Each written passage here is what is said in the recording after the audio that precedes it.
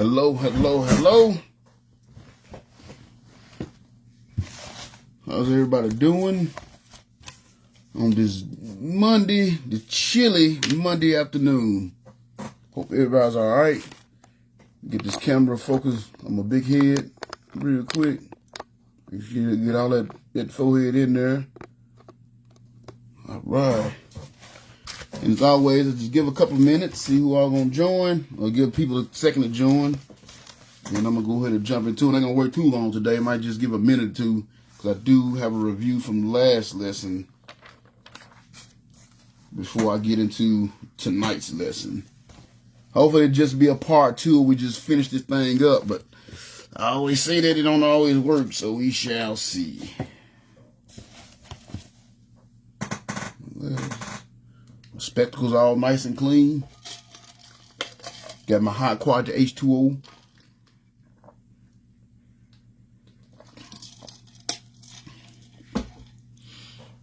You know what?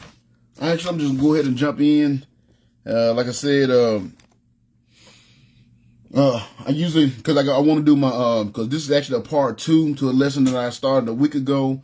So I'm gonna go ahead and jump on into it and do the review. And then by the time I get through doing a review, hopefully everybody be in. That's gonna be in. If not, they can catch up later. They can watch the video later on. So how is everybody doing today in the world of Facebook? Appreciate y'all joining me here. Brother John Stewart on behalf of the Lost Sheep Ministry, on behalf of River Lake Baptist Church, here to bring y'all another exciting lesson from this good word the Lord has blessed us with. If y'all follow me last week, if y'all was here last week, I did a lesson. The lesson was called God is Not Mocked. And I just got it talking about how we don't realize a lot of the things that we do. We say we love the Lord.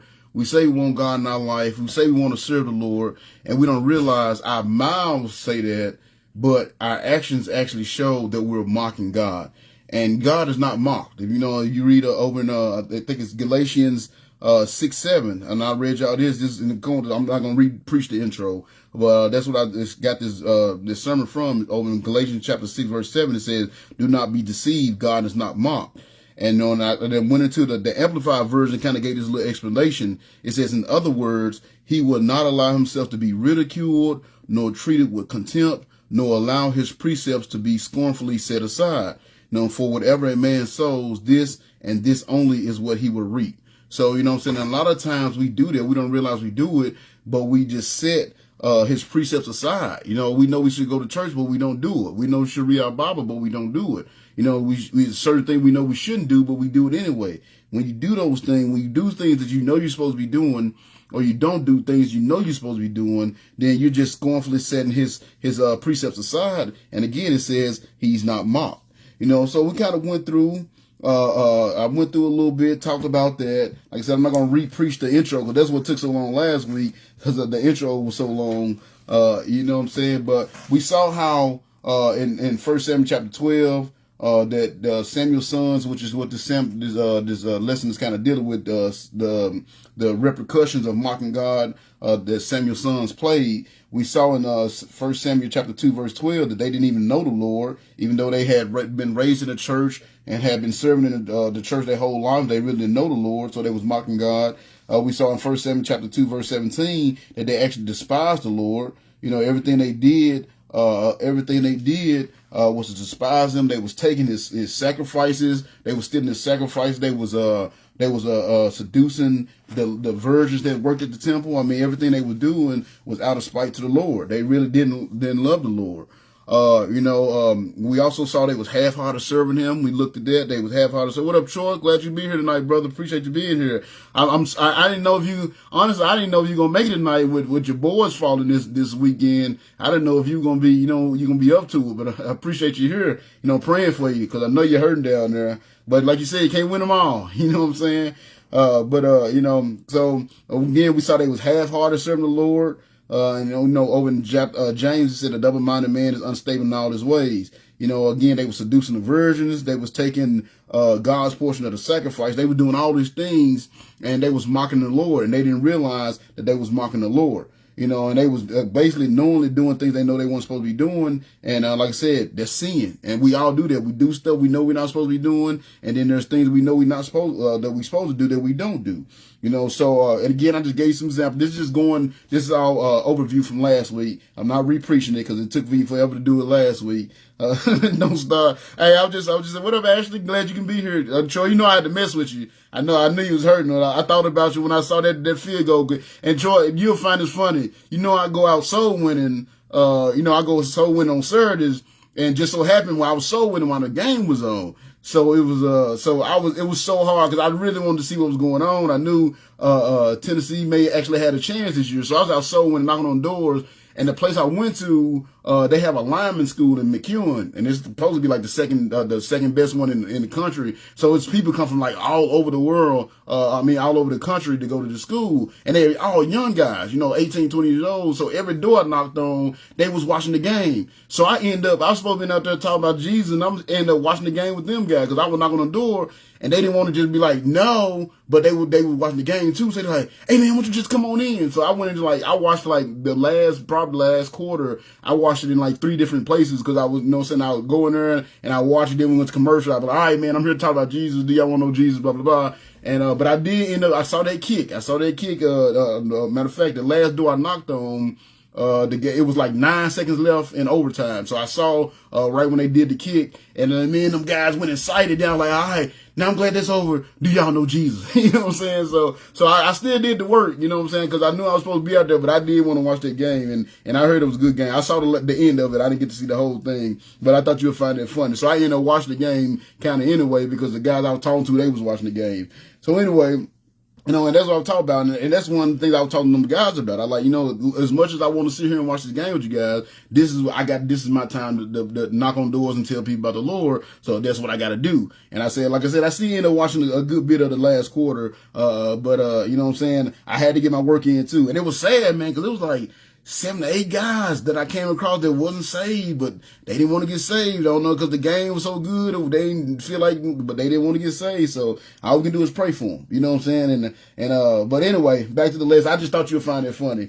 But back to the lesson. You know, so again, we going to church, you just sitting there, that's mocking God. You know, and I kind of gave you some examples of things that we do, because of course we look at these boys of Eli, they was definitely blatantly mocking God, you know what I'm saying, with the things they was doing. But then I gave some examples of things that we do as Christians that we mock God, you know what I'm saying. And some of the examples, I'm just going to read through them real quick. When you go to church and you just sit there, you're not really paying attention, you're playing on your phone, that's mocking God. When you have time to read your Bible, but instead you finish watching the game or playing games or whatever, that's mocking God. When you're praying only because you need something, you're in a bad situation, that's mocking God. When you're out here in the streets chasing women or men, you know what I'm saying, though you know you ain't married and you're hooking up with all these women or men, that's mocking God.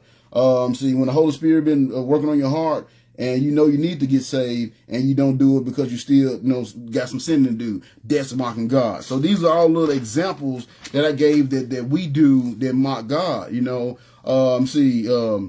Oh, okay, yeah. When you do get saved, and the Lord convicts you of some change you need to make, or some things you need to do or stop doing, and you keep doing those things, that's mocking God. You know what I'm saying? That's mocking God. And then the last one, when you make these brash promises that you don't follow through on, those are all things that we do as Christians that mock God. And we don't realize we do them. You know what I'm saying? Like I said, we can look at the atheists and be like, oh, surely they're mocking God. We can look at the whole pride movement in their parades and be like, oh, surely they're mocking God. But us as Christians, we do the same thing. We mock God when, like I said, we do things that we know we're not supposed to be doing, or when we don't do things that we know we should be doing. All those things, when we do those things, we're mocking God. You know, and when I was out soul with these guys, a couple of them, they were like I said, it was like 6 or 7 came across, said they weren't saved, but they didn't want to hear it. Like I said, I know the game was on. I was like, man, I probably picked the worst possible time to get out and go soul winning, because the game was on. But at the same time, man, when God's working your heart, you know, that game is not the most important thing. And I'll tell them, like, fellas, I know y'all want to watch this game. I'm like, but this is more important than this game. You know, and the crazy part was most of the guys, they weren't even from Tennessee. Most of the people was from, matter of fact, I didn't find anybody from Tennessee. Everybody that was watching the game, they was from Indiana, Several of them was from Jersey, some was from New York, some from San Diego. And like I said, they was from all over the country, you know, so they was all enthralled by this game, and they didn't want this dude preaching because they were trying to watch the game, you know. And it was this one group I did catch, and they actually let me share the gospel with them. And then when I got to the end, they said, well, they want to get saved, but they want to do it when they get home with their families. You know what I'm saying? And I was like, man, you've been with your family all this time and they ain't led you to this point before. What makes you think they're going to do it when you get back home? But again, I told her, hey, it's on you. I explained the gospel to you. You know what you need to do. I just pray that the Lord will give you a chance to make that decision before it's too late. Because the thing is, they're in school to be linemen. That's why I was there. It was like basically some apartments they built for these guys. And if you don't know what a lineman is, I'm not talking about an offensive lineman or a defensive lineman. What I'm talking about, these are the guys that climb up on the telephone poles and work on the electric lines. So their whole job, and I told a couple, I was like, bro, your whole job, how you doing, Miss Alicia? Glad you can make it in here tonight. Appreciate you being here. So I was talking to them, and like I said, they was unsaved. And I'm like, look, bro, your whole job, I'm like, every day you go to work, you might not come home. Because when they do the lineman, because actually my barber is actually in the same school, and that's actually what gave me an idea to go up there this weekend, because I was talking to him, and he was showing me pictures of him climbing up on top of these big old poles, and the equipment they use, and all they have is spikes in their boots, and they have like a thick leather strap that kind of goes around they under their butt and their back that holds them up. That's it. You know what I'm saying? I'm like, man, what if y'all? I said, what if you climb up one of them poles one of these days, and that strap that you put all your faith and trust in don't you know what I'm saying, give out on you? I said, you gonna hit the guy? I said, what's gonna happen? He said, man, this is it. I said, exactly. I said, y'all taking that chance, you know, but they young guys, you know what I'm saying? And I like I said, I couldn't push it on them, but I did like make them realize, like, man, every day you go to work. I said, and even if the straps do work and hold, you working with a high voltage electricity. I said, at any moment something can happen, and you can be in heaven. And I mean, well, be in on the other side of the door called death, and you don't want to know for sure you're going to heaven. And they was just like, no, you know. I said, all right, you know what I'm saying? I hope y'all enjoy the game. But, man, I said, y'all are really taking a risk and making that decision. But, again, I can't force it on them. They got to want to. You know what I'm saying? But I did get a gospel to them. So, again, that's kind of what we talked about last week. That was a little bit of the introduction. Like I said, I didn't want to re-preach it because it took forever I spent about an hour on the introduction last week. So that's just a little bit of review of the introduction. And then I got into the first 4 points. Now, altogether for the lesson, I got 11 points. So I got through the first 4 last week. And my goal is to get to the last 7 this week. We're going to keep our fingers crossed, all right? But we should be able to make it through this tonight. You know, but again, y'all know, I always just do what the Spirit lead me to do. But I do want to review the first 4 that we went over last week, and then I'm going to jump into the lesson, the last 7 for tonight. So number 1 from last week, when you mock God, and the things that you have to remember while we're out here mocking God, while we're out here living our lives the way we live our lives, doing what we want to do instead of what we're supposed to be doing. Number 1, you got to remember when you mock God, you'll always be warring. You'll be warring with yourself, with your family, with your friends, with your boss, or, you know what I'm saying, eventually with God himself. And I basically said there will be no peace in your life. And, and you notice when you're not doing things that you're supposed to be doing, when you're all out here doing things you know you're not supposed to be doing, that's when your life always seems to be chaotic because you're warring. You're always at war with stuff because you're not doing what you're supposed to be doing, and you're mocking God with the way you're living. So that was number 1 from last week. Number 2 from last week, as long as you are mocking God, you will suffer loss. And we saw here what the Israelites, they went out against these Philistines and they got defeated badly, lost 4,000 people. You know what I'm saying? When you mocking God, you're going to always suffer loss because you don't have that grace of God on your side. You don't have God on your side. You don't have him, that protection that he provides when you have that close relationship with him and when you're doing the things you know you're supposed to be doing. So that was number 2 from last week. As long as you're mocking God, you will suffer loss. Number 3 from last week, as long as you are mocking God, you will always be blaming God. Now we see here, where after they went out there and they suffered their loss, the first thing they did, why did the Lord let us be defeated by these Philistines? Well, guess what? You've been mocking God for generations. Because you remember we talked about Samuel was the first person to hear God speak in generations, at least 100 years. So they've been mocking God for the last 100 years, and then they go out there and they suffer this loss, and they want to blame God for it. And like I said, as long as you're mocking God, you're going to always be blaming God. You know what I'm saying? We look at our society and how it's going down. We blame God for the school shootings and all the things that's going on. But yet we have a whole month dedicated to homosexuality. You know what I'm saying? We've taken the Bible out of school. We've taken prayer out of school. I mean, we did everything to tell God that we don't want him around our kids, and then wonder why our kids act like animals because we're mocking God. So as long as you're mocking God, you always be blaming God. And when you got people that don't believe in God, you got a godless nation, and you got godless people doing godless things, the first thing we do is blame God. You know what I'm saying? Well, we're the one that made the nation the way it is because we've been mocking them. And then number 4, which is the last one I went over last week, was got to be careful. God is not mocked. And of course, that's the title of the lesson. God is not mocked. You know, he's not a genie, you know, and we saw here where after they got defeated, then they wanted to go and say, hey, let's bring the ark of God in. Where, you know what I'm saying, if you felt that the power of God was what can give you the victory, why did you take God with you in the beginning? And that's what a lot of us do. We try to make it on our own power. We try to do our own thing. And then when it go right, then we want to go to God. That's mocking God as well. And that's what they did. They tried to mock God and like, oh, let's take the ark out there with us. Let's carry God out there with us. When in reality, they should have carried God out there in the beginning. So for them to now come back and try to take God with them, that's mocking God. And you're not going to be successful when you do things like that. And we're going to see as we finish up this chapter tonight. So again, that was just my quick review. And I know it took me an hour to go over all this stuff last week, but see, this week I did good. It's only 17 minutes. And so I'm going to go ahead and pray. And we're going to jump into the rest and try to get these last 7 points taken care of tonight. Dear Lord, Heavenly Father, thank you so much for watching over us today. Thank you so much for giving me this opportunity to come here and present this lesson tonight, Lord.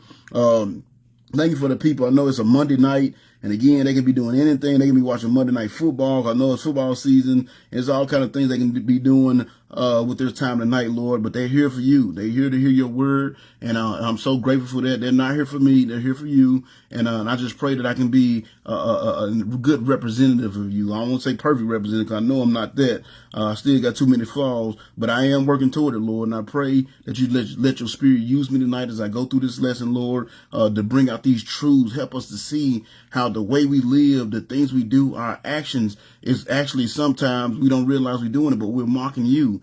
And because we're mocking you, we suffer the consequences of those mocking. And we're going to see what happens with the Eli's family. We're going to see what happens. We're going to see the end result of what happens when we mock you, Lord. And we're going to see that here tonight in this lesson. And I pray as we look through this lesson, you let the wisdom from the lesson soak into our hearts and give us the want to stay on the straight path and to do the things that we know we're supposed to be doing and stay away from the things that we know we're not supposed to be doing. And I just pray you let your spirit flow through me, Lord, to use me tonight, to bring these truths out. And I also ask you let your spirit touch the hearts and the minds of those that's listening to this lesson, Lord, so they may receive these truths and see the things that they're doing in their life that may be mocking you. They don't not purposely, because we don't, none of well, some people are foolish enough to do it purposely, but most of us, we don't do it purposely, Lord. We just look at it as we just doing our thing. We know young and dumb and want to live our life, but we don't realize in doing so, we're mocking you. So I pray, Lord, that you help your spirit, send your spirit down upon me to help me through this lesson tonight, to bring out these truths, and also send your spirit upon the hearts of those that listen to this lesson so they make the changes, so they may no longer be mocking you, but actually be faithfully serving you. We thank you for all you've done and given. Say this prayer in your wonderful Son, in Jesus' name. Amen. All right, get some of this high quality H2O. We're going to jump into this.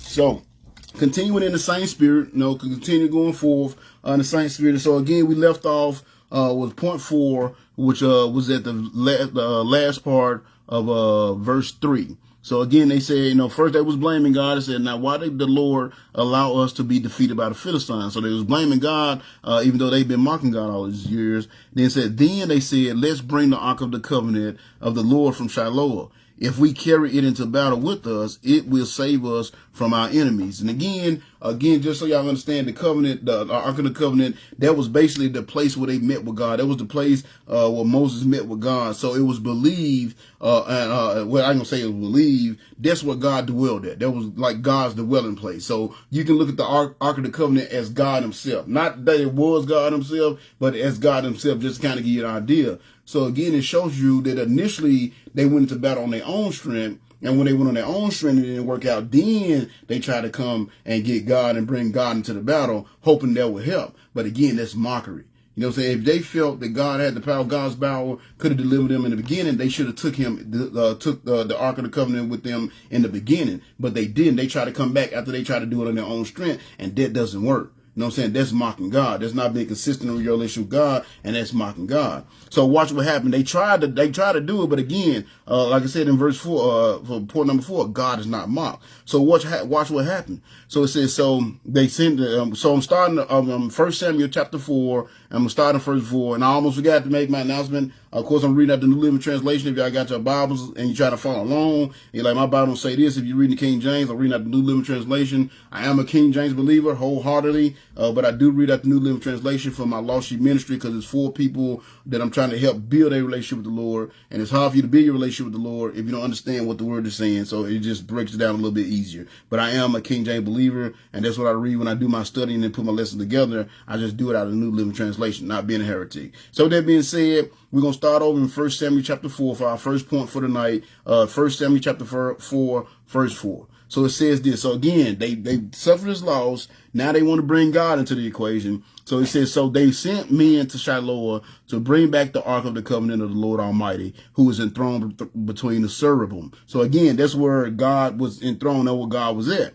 So it says, so Hophni and Phinehas, the sons of Eli, helped carry the Ark of God to where the battle was being fought. So number 5 is this. This is something you got to realize. If you out here, you living your life, and you doing the things that you know you're not supposed to be doing, and you know living your life, doing whatever you want to do, even though you know you're not supposed to be doing, or not doing the stuff you're supposed to be doing, even though you should. That's mocking God. And number 5 is this: when you mock God, there is no escaping His judgment.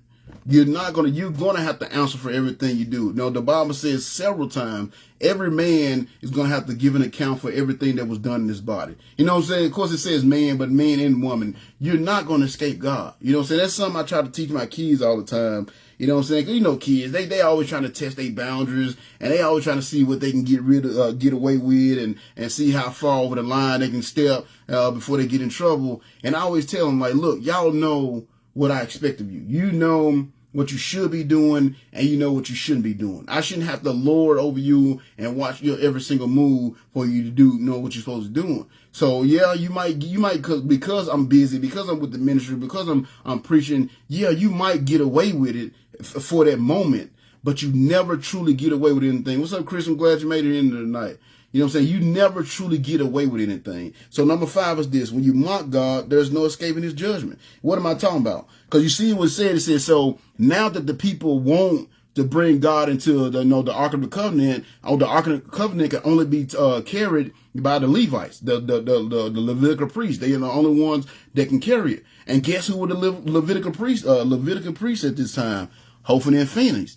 Now, let's go back over, just flip over a page back to 1 Samuel chapter 2, verse 34. What did the Lord say about those guys when He gave that warning to Eli's family?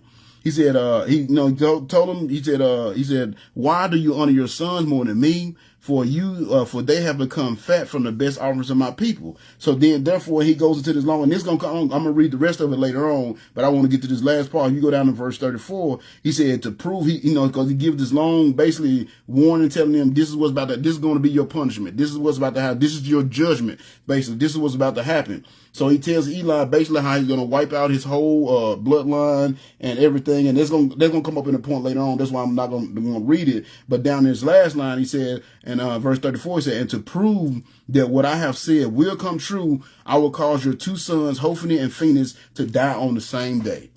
So now you hear that, you think, oh man, how is that going to happen? You know what I'm saying? They probably ain't even think about how it's going to happen. And they don't realize because they have to be the ones that carry this ark in, they're going right into judgment. Exactly what God says is going to happen is about to happen because they have to do their job. They got a certain job they had to do. You see what I'm saying? They're not going to be able to escape that. You know what I'm saying? It was in God's will when the Israelites realized that they needed God with them, or thought that they needed God with them. They didn't realize they've been mocking him this whole time. So He's really not with them at that moment. That's why they're even in the battle in the first place, because they don't have the grace of God on them, because they've been mocking him this whole time. But when they finally say, "Oh well, let's bring God in," guess who had to come out there? Guess who had to go into the battle? Hophni and Phinehas. You know what I'm saying? Hophni and Phinehas. And what's going to end up happening to them? They're going to end up dying. You see what I'm saying? They're going to end up dying. You can't escape God's judgment. When you're mocking God, when you're down here playing with God, You know you got things that you're supposed to be doing and you're not doing them. And you know there's things that you shouldn't be doing, you're still doing. You're mocking God, and you're going to pay for that. There's something, and I told you, I kind of talked about this in the last lesson. I brought it up. But that's why I say there's going to be a lot of people that's going to get to heaven, and they're not going to be able to thinking they're going to get in, and they're not going to get in because they've been mocking God this whole time. So whether, you know what I'm saying, and I tell my kids, I said, look, y'all can get away with something a million times. You know what I'm saying? I might not catch you, but God still sees it. And you got to remember that. You know what I'm saying? Over in the book of Ecclesiastes, is which is one of my, I think it was like my third or fourth favorite book. It makes a statement when we was talking to young people. You're like, look, you young people say you're young, you say, have fun, live your life. You know what I'm saying? He said, that's all well and good. He said, but remember, you're going to have to pay for those things that you do. You can't you're not going to be able to use your being young and your youth as an excuse to escape judgment.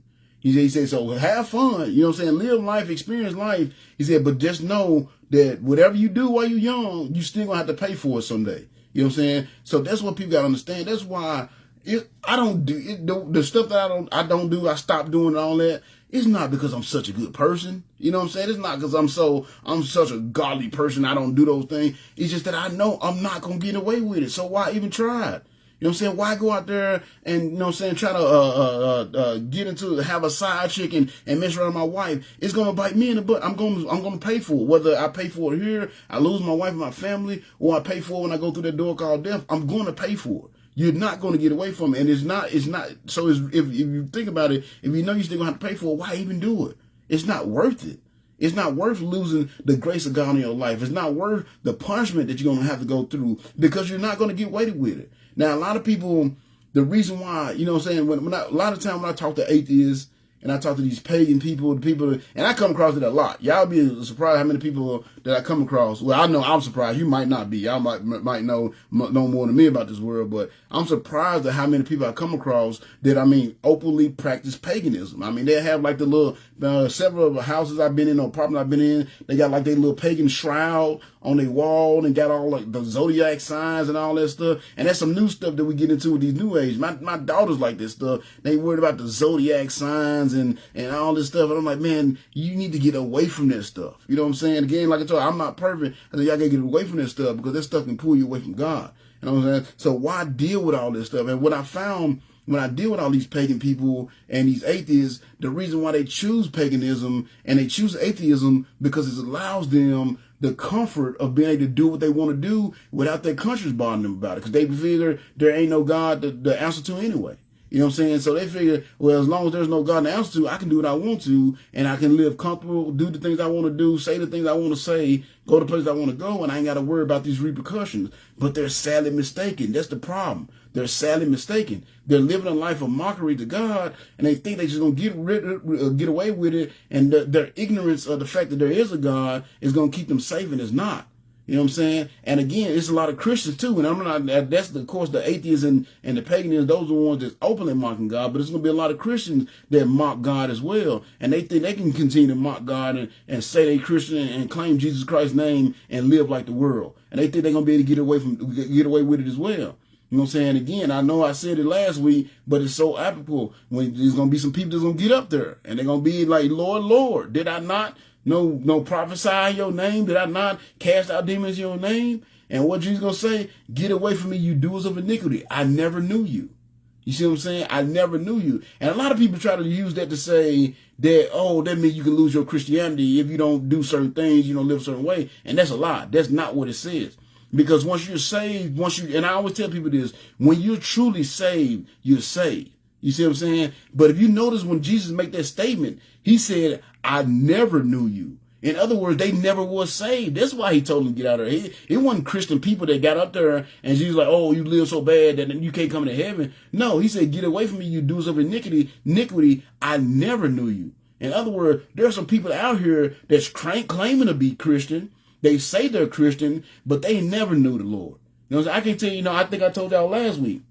I think about 60, this famous preacher he said probably 60% of the people that sit in churches every single Sunday ain't even saved. They've never had a day where they actually accepted Jesus Christ, their Savior. They're just going to church because they think they're supposed to go to church because that's what good people are supposed to do. You know what I'm saying? But they're not, their heart not in it. They're not really saved. They've never really called upon the Lord and made him Savior. You see what I'm saying? So that's what it is. It's not, oh, he was Christian, he truly got saved and believed in the Lord, and then the Lord cast him away. No, he said, get away from me, you doers of iniquity. I never knew you. I didn't know you. No, you was mocking, you thought I knew you, but you was mocking me the whole time. You never truly gave your heart to me. You was mocking me. You said you did. You claimed my name, but you never did any of the things anything I told you to do. What did he say over there in the book of John? I think it's John chapter 4, chapter 5. He said, if you really love me, then you'll obey my commands. You know what I'm saying? If you really love me, if you really want to mind, you're going to do the things I tell you to do. Jesus said that several times. God says the same thing. Because if you look at all the promises that God makes to us, you know what I'm saying? All the promises that God makes us, it always says, if you do this, if you obey my commands, I'm going to give you this. If you follow my word, you know what I'm saying, I'm going to give you this. If you go where I tell you, I'm going to take you here. It was always an if. You had to do something and God had to do something. And the thing that we had to do was obey his commands. See, and he said, if you, and matter of fact, Jesus said, if you obey my command, it shows me that you truly mine.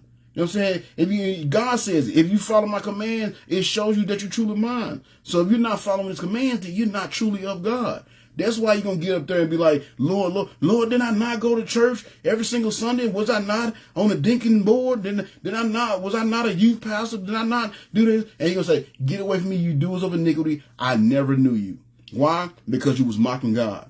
And when you mock God, God is going to get the last laugh. I told y'all last week, he's not mocked.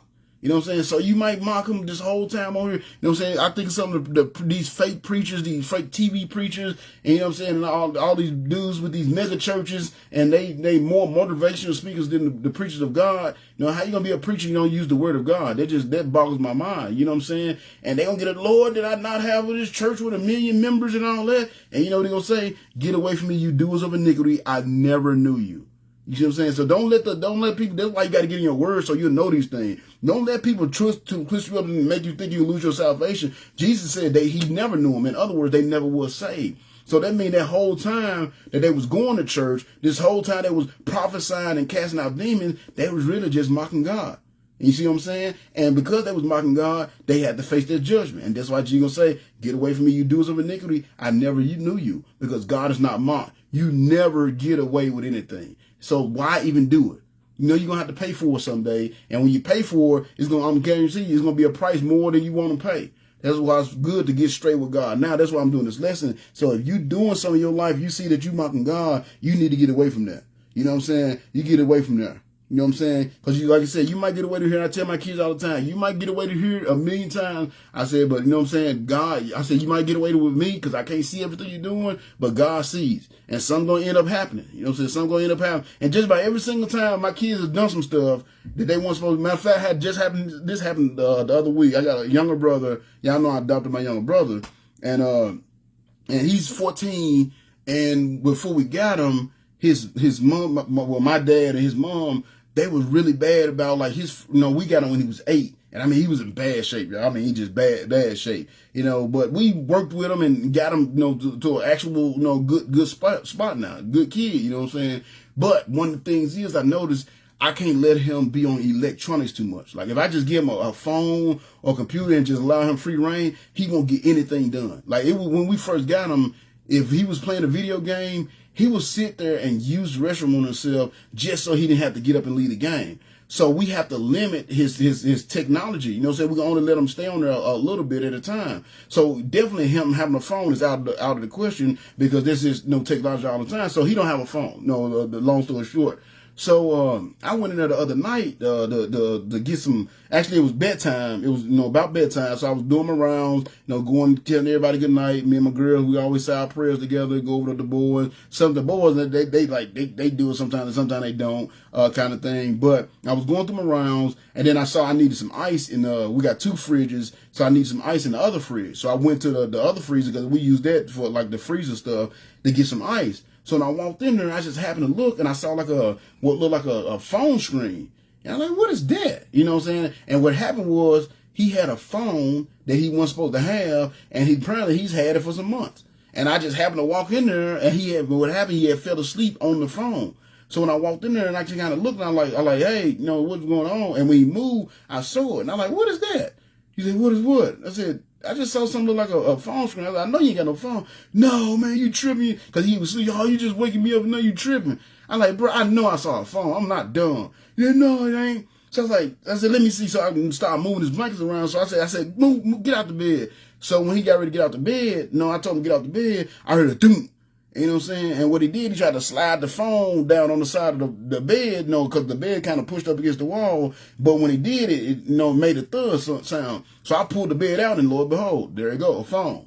You know what I'm saying? So, and apparently he's had this phone for like a month or so. So for a month, he's had this phone. You see what I'm saying? He's had this phone, but guess what? God showed it to him because he wasn't supposed to have it. So now he's grounded for the next 2 months. So now, even the little limited technology I allowed him to have, he can't even have that until December. So for the next month and a half, he can't have anything. He can't have no phone. He can't get on, watch TV. The only thing he can do is read books. You know what I'm saying? Read books and write. That's all he can do for the next, until December. And that's if I decide to let him do, because he's been lying the whole time. Then he even lied to me when I brought it up to him. But see, God showed it to me.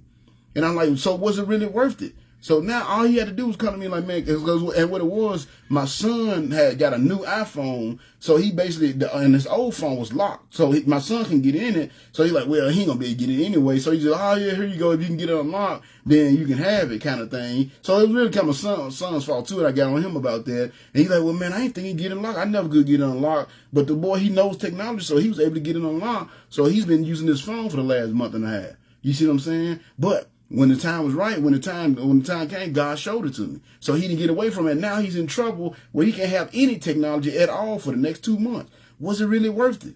Not to mention, I'm still debating on getting him a butt whooping. You know what I'm saying? This just happened recently, so I'm still trying to calm down because I was so pissed that he was so dishonest. I mean, look me in my face. Hey, you lying, you tripping. I ain't got nothing. And then I pull the bed and there's the phone there. You know what I'm saying? God, I'm not God, but God is not mocked. You know what I'm saying? When you're doing some stuff that you're not supposed to do, God is going to reveal it in time. You might get, like you said, he been getting away for a month and a half. I don't know how long he had. He definitely had at least a month. He got away with it all the way from it all that time, but he didn't escape the punishment. God saw it, and when it was time for me that I needed to know it, God showed it to me as well. So we got to understand, when we do stuff we're not supposed to be doing, we're not getting away with anything. All we're doing truly is hurting ourselves because we're mocking God. And when we mock God, it never ends good, as we're going to see as we finish up this story. You see what I'm saying? We're going to see as we finish this story up. So number 5, when you mock God, there is no escaping his judgment.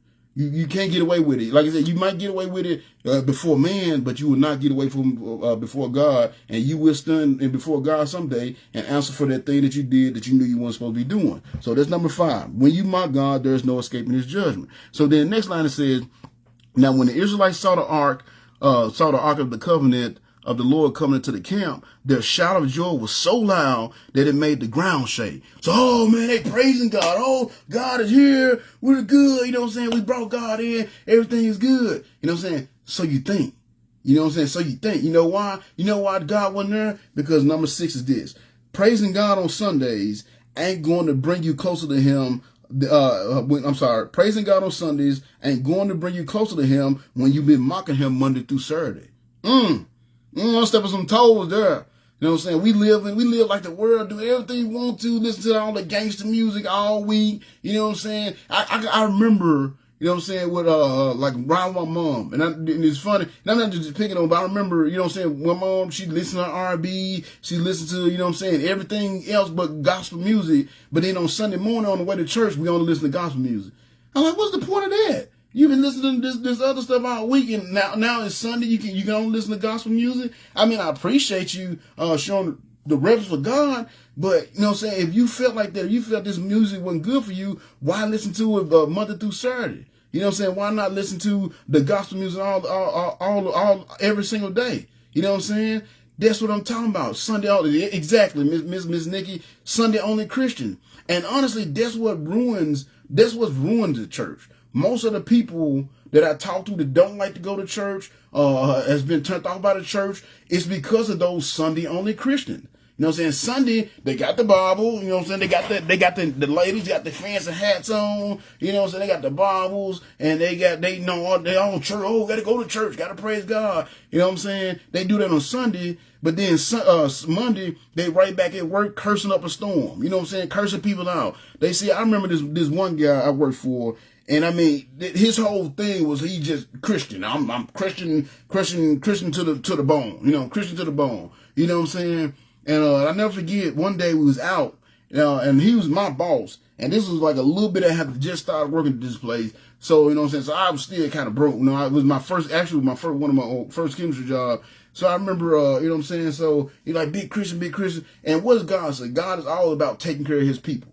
You know what I'm saying? Matter of fact, I was doing a Proverbs for the Bible study with my kids Saturday. We was in Proverbs, and several different times he talked about taking care of the poor. You know what I'm saying? How when you taking care of the poor, you taking care of, you know what I'm saying? You're being a representative of God when you're doing that. You're taking care of poor people. You know what I'm saying? This guy's supposed to be, you know, big Christian. That was his whole thing. And I never remember we went out to lunch one day, and there was a homeless guy sitting outside the door of the restaurant that we was going into.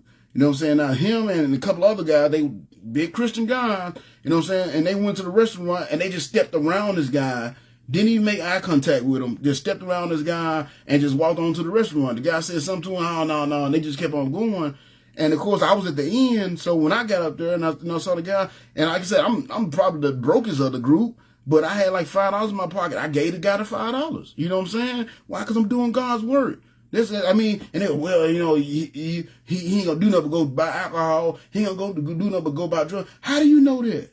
How do you know he ain't gonna truly go and buy him a sandwich? You know what I'm saying? That's us judging him, and really what we doing, we just rationalize us not doing what we supposed to be doing, taking care of God's people. You don't know what it, because the way I look at it, when I give people, now I don't do it as much now in Nashville, because Nashville got bad. It is people out there that's just professionally big, you know, since it's got bigger. But when I first got up here, it was people that stay on the corner, and I always try to give them something, even if it's just $2, if it's the change in my pocket, I always try to give them something, and I give them a gospel track as well. Like, look, here you go, all the money I got. I said, but the most important thing is this gospel track. I always try to do that. And you know what I'm saying? People are like, man, you ain't worried about they going. I said, look, if they sign say that I need this money to buy food, I got to go with what they sign say. I said, now, if they're lying to me, they're going to have to deal with God, because I gave them that as a representative of God, as a child of God trying to do God's work. So if I gave them that because they sign say they need food and they go buy liquor, then guess what? They're going to stand before God. They're going to have to answer for that lie. You know what I'm saying? I don't want to get up there and have to answer for not taking care of God. Because y'all remember, again, let's go back to Jesus. You know what I'm saying? He said he's going to get up there, and there's some people, he's going to be separating, I think it's the lamb from the sheep or something like that. I can't remember exactly. You go read it, get in your Bible and read it yourself. But he said he's going to say to some, like, you know, when I was in jail, you visited me. You know what I'm saying? When I was hungry, you gave me food. When I was cold, when I needed some place to stay, you gave me shelter. When I was cold, you gave me clothing. And you're going to be like, well, Lord, when did I do that? He said, when you did it to the least of your brethren, you was doing it to me. And then he said he's going to turn to the other group and say, you going into hell because when I was hungry, you didn't feed me. When I was in jail, you didn't visit me. When I was cold, you didn't give me clothes. When I needed shelter, you didn't give me shelter. And they're going to be like, well, Lord, when did I see you and I not do these things for you? He said, when you saw your brother and you didn't do it for them, you weren't doing it for me. You see what I'm saying? You don't know. You know what I'm saying? As a matter of fact, Paul, I think Paul said, he said, make sure you entertain guests, because you don't realize sometimes entertaining guests, you might be entertaining an angel and might not even know it. You never freaking know. You never know. So that's why it's important. You know what I'm saying? But again, you got these Sunday Christians say, oh, I'm Christian, and they walk across me. You never know what these people going to do. You never know. I remember this one story, and I know I'm going off on a little tangent, but I'll never forget this. This is actually, I was kind of doing bad, but I was doing good at the same time. So when I smoked weed, and like I said, it's only been 6 years since I started smoking weed. So, you know, and I've been serving God for 18 and a half. So I was still, you know, serving God, but really technically now looking at mocking God, because I was still smoking weed, doing stuff I knew I wasn't supposed to do.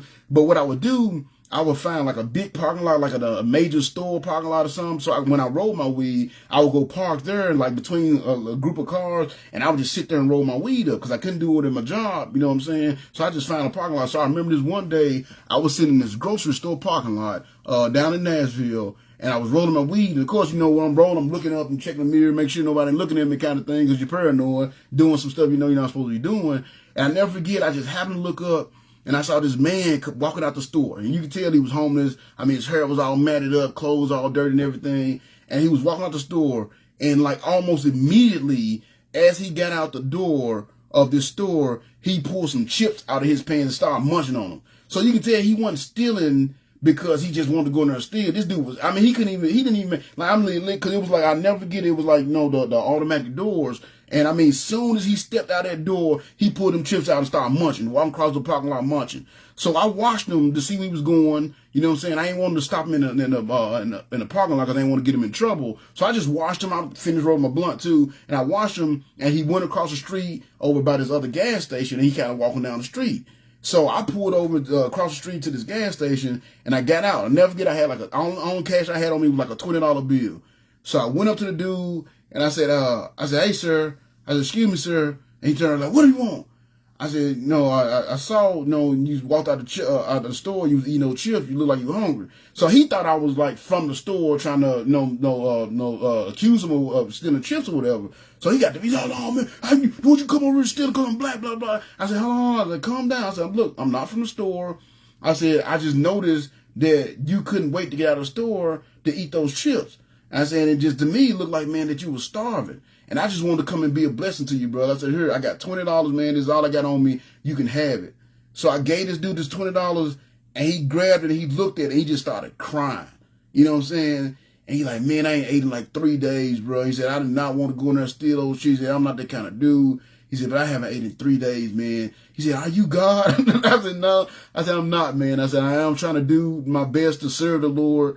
And I said, and I can just tell that you wasn't stealing because you was just wanting to steal because you want some chips. I said, I can tell by the way you was munching on them things that you was hungry, bro. I said, so man, look, I don't know what you got going in your life. I will pray for you. I said, here's $20. I pray that you'll use it to get you some food. And he said, man, that's exactly what I'm going to use it for. And then this dude hugged me. You know what I'm saying? Homie, most people like, ugh. I mean, he came and just hugged me, man, and just crying like on my shoulder kind of thing. You know what I'm saying? And he walked off. And I hope he went and got some food. He might have went and got some food and some liquor because I gave him $20. I don't know. But that's not for me to judge. You know what I'm saying? I knew he was hungry, and I did my part as a true Christian, as somebody that's supposed to be a true Christian, taking care of God's people. I did my part to take care of that person. You see what I'm saying? But yet you had these Sunday Christians, they'll see something like that. Oh, go get a job, you bum. You know what I'm saying? You can work. I ain't going to give my money away. You know what I'm saying? You can work just like I work. You know what I'm saying? That's those Sunday Christians, and people like that ruin the church.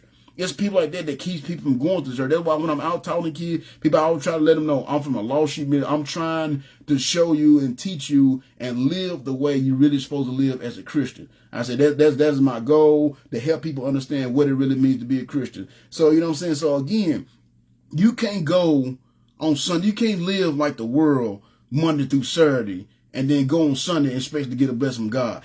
That is mocking God. See, like I said, a lot of the stuff that I'm talking about, you think when they hear mocking God, like, oh, he about to get on these atheists and these all. No, I'm getting on these Christians because we do it. These Sunday Christians. You can't praise God on Sunday. You know what I'm saying? Can't praise God on Sunday and then live like the word Monday through Saturday and expect to have the blessing of God, have a close relationship with God. If you do that, then guess what you are doing? You are mocking God. So number 6, praising God on Sunday ain't going to bring you closer to him when you've been mocking him Monday through Saturday. It's not going to happen. You know what I'm saying? You got to be consistent. I'm telling y'all heard me say it in the meantime, you got to be consistent in your relationship every single day. If the only time you open your Bible is on Sunday, then you're mocking God. If the only time you get in prayer is on Sunday, then you're mocking God. If the only time you want to help people is when you have a church group and y'all go out and do lunches on, everybody on Thanksgiving and Christmas, everybody want to go serve. What about, the other 364 days of the year or 363 days of the year, depending on whether it's leap year or not? What about then? Why not go down to soup kitchens and the homeless shelter and serve then? Why? Because you're mocking God. You want people to think that you're a Christian. You want people to think that you're really serving God, but in reality, you're mocking God by doing so. And that's what they were doing. They went into the battle initially without God and saw things didn't go their way. Then they tried to go back and get God. That's mocking God. You see what I'm saying? But God was setting everything up because them 2 boys, they thought they were going to escape judgment. They weren't, because watch what's going to happen. And we're going to see that when they mocking God, they're not going to get away with it. So in verse 6, it says, they went. They got the ark. The ark came in, so they all praising, oh, God is here, praising God. Like they've been faithful Christian this whole time when they've been mocking God this whole time. And then in verse 6 says, so the Philistines said, in verse 6, what's going on? The Philistines asked, what's all the shouting about in the Hebrew camp? And when they were told it was because the ark of the Lord had arrived, they panicked. the gods have come into their camp, they cried. Now, right there, I got King James. I told y'all whenever it's some King James stuff, whenever it's King James, I like to read the King James because I don't like the way they interpreted that. Because the way they put it said the gods like with a little G God. And just in case you don't read your Bible, you're not familiar with your Bible, whenever you read the Bible and it says gods or God and it's a little G, they're not talking about the real God. They're not talking about Jehovah God. They talk about these fake idols. You know what I'm saying? So in the King James, so in this version, he says, the Philistines said the gods have come into their camp with a little G. So in the King James version, it says, and the Philistines were afraid, for they said, God, big G, has come to the camp. So that's why I say, I know these New Living Translations, I know they mess with the Bible and they take stuff out. I know that, but I read both versions and I try to let you know. So right there, the Philistines realized God, the real God. That's what they was thinking. See, the Philistines didn't realize that the Israelites had been mocking God for the last 100 years, so God wasn't with them like they used to be before. See, because watch what the Philistines going to say. Because the Philistines know the power of God. So it says, so they cried, the gods have come into their camp, they cried. This is a disaster. We have never had to face anything like this before. Who can save us from these mighty gods of Israel? Again, there's a big G over there in the King James Version. He said, these mighty gods of Israel. They are the same gods who destroyed the Egyptians when with plagues in Israel, when Israel was in the wilderness. I'm sorry. So again, if you read the King James Version, it said, woe unto us, who shall deliver us out of the hand of this mighty gods? So again, big G, these are the same gods, big G, that smote the Egyptians with all the plagues in the wilderness. Now, even though they're saying gods with a big G, they still talk about God because you got to understand they believe in many gods. So understand that's why they're saying gods, but they were saying the main God. That's why the King James Version is important because it capitalized it. So again, they had seen the glory of God. They have seen the power of somebody that was really serving God. Because the Israel, when they was in the wilderness, they was really serving God. When Moses was leading them, they was really serving God. And all these things, these mighty things happened when they came out of Israel because they was really serving God. They was in the will of God then. So then when the Philistines realized that God was coming to camp, they said, fight as you have never before, Philistines. If you don't, we will become the Hebrew slaves just as they have been ours. So the Philistines fought desperately and Israel was defeated again.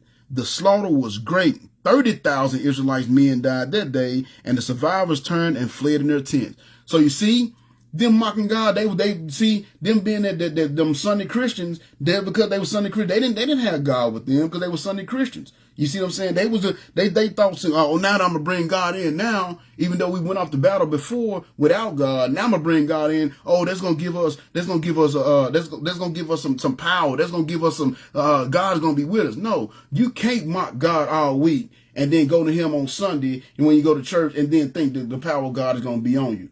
No, you got to be consistent. So even though they brought God into the camp, and like I told y'all, the Ark of the Covenant was a picture of God. So even though they brought God in the camp today, what was God at yesterday? What was God at the day before? What was God at the first time they went into battle? Now you remember the first time they went into battle, they lost 4,000. So now they brought God into the camp. Brought God into the battle with them, and look how many they lost: 30,000. Why? Because they've been mocking God this whole time. You see what I'm saying? They've been mocking God this whole time. You, like I said in 6, praising God on Sunday ain't going to bring you closer to him when you've been mocking him Monday through Saturday. It's not going to happen. Them Sunday Christians. But that's also going to take us to reference number 2. So it says, the slaughter was great. 30,000 Israelite men died that day, and the survivors turned and fled in their own tents. So that's going to take us back to a reference back to number 2. Y'all remember from last week, number 2 was, as long as you are mocking God, you will suffer loss because you won't have the hedge of protection around you. But also that's going to give us point number 7. And this, point number 7 is this: when you mock God, it gives unbelievers an occasion to do so as well. You better watch that.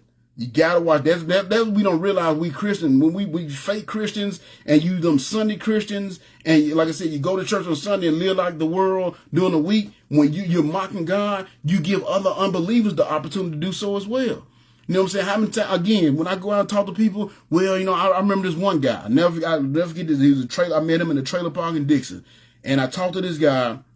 And, you know what I'm saying? He was like, man, I don't go to church. I don't get down like that, blah, blah, blah. And whenever people say that, you know what I'm saying? Especially when they really strong about it, I always kind of feel like, what happened? You know what I'm saying? What made you feel, why you're strong, you'll stand so strong on that. And his thing, he's like, man, I had a granddad, that went to church. He was a deacon, you know what I'm saying? He did this and all that. He said, but during the week, man, he was pissy drunk every day. You know what I'm saying? And he said something, and the guy, I can't remember the question, but he said, one day I asked my question some about God. I can't remember the question, but he's like, I basically asked my granddad about God, trying to, figure out God kind of thing, as a young person. He said, I never forget my granddad that took his belt off and beat me because I asked him this question. You know what I'm saying? And I was like, man, then he said, looking at him during the week and how drunk he was during the week, he's like, man, if that's God, that's what God like, being a servant of God's like, I want nothing to do with it. You see what I'm saying? So now this man got the occasion now he's a non-believer, and he had the occasion to speak against God because of what somebody that supposedly was a Christian did.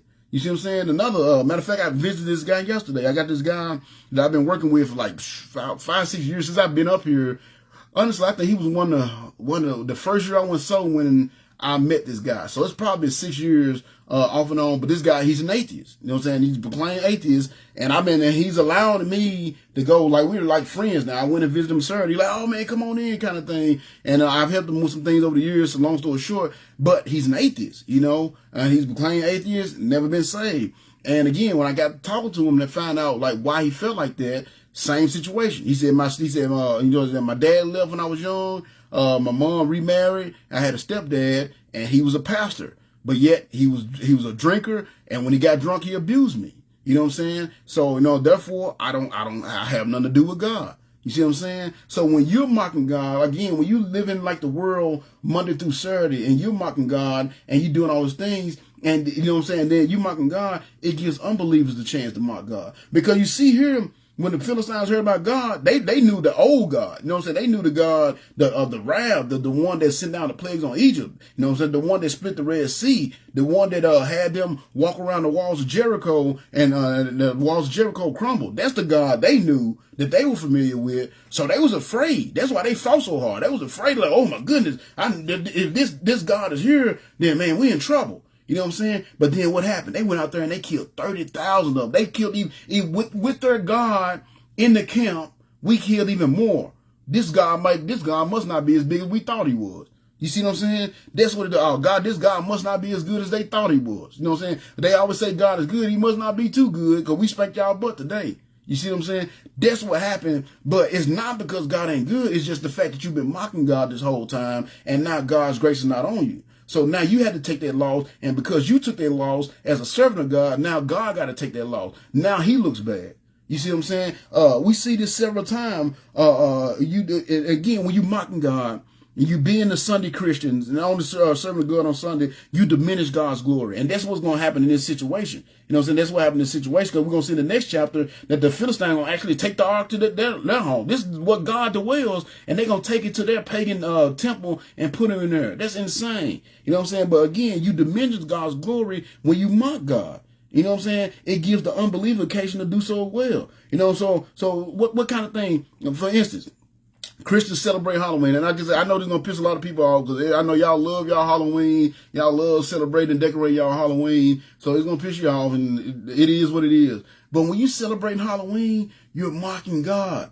You don't understand it. You're mocking God, and you give the unbelievers the occasion to do so. And if you think I'm lying, look up this video. It's by this guy named Anton LaVey.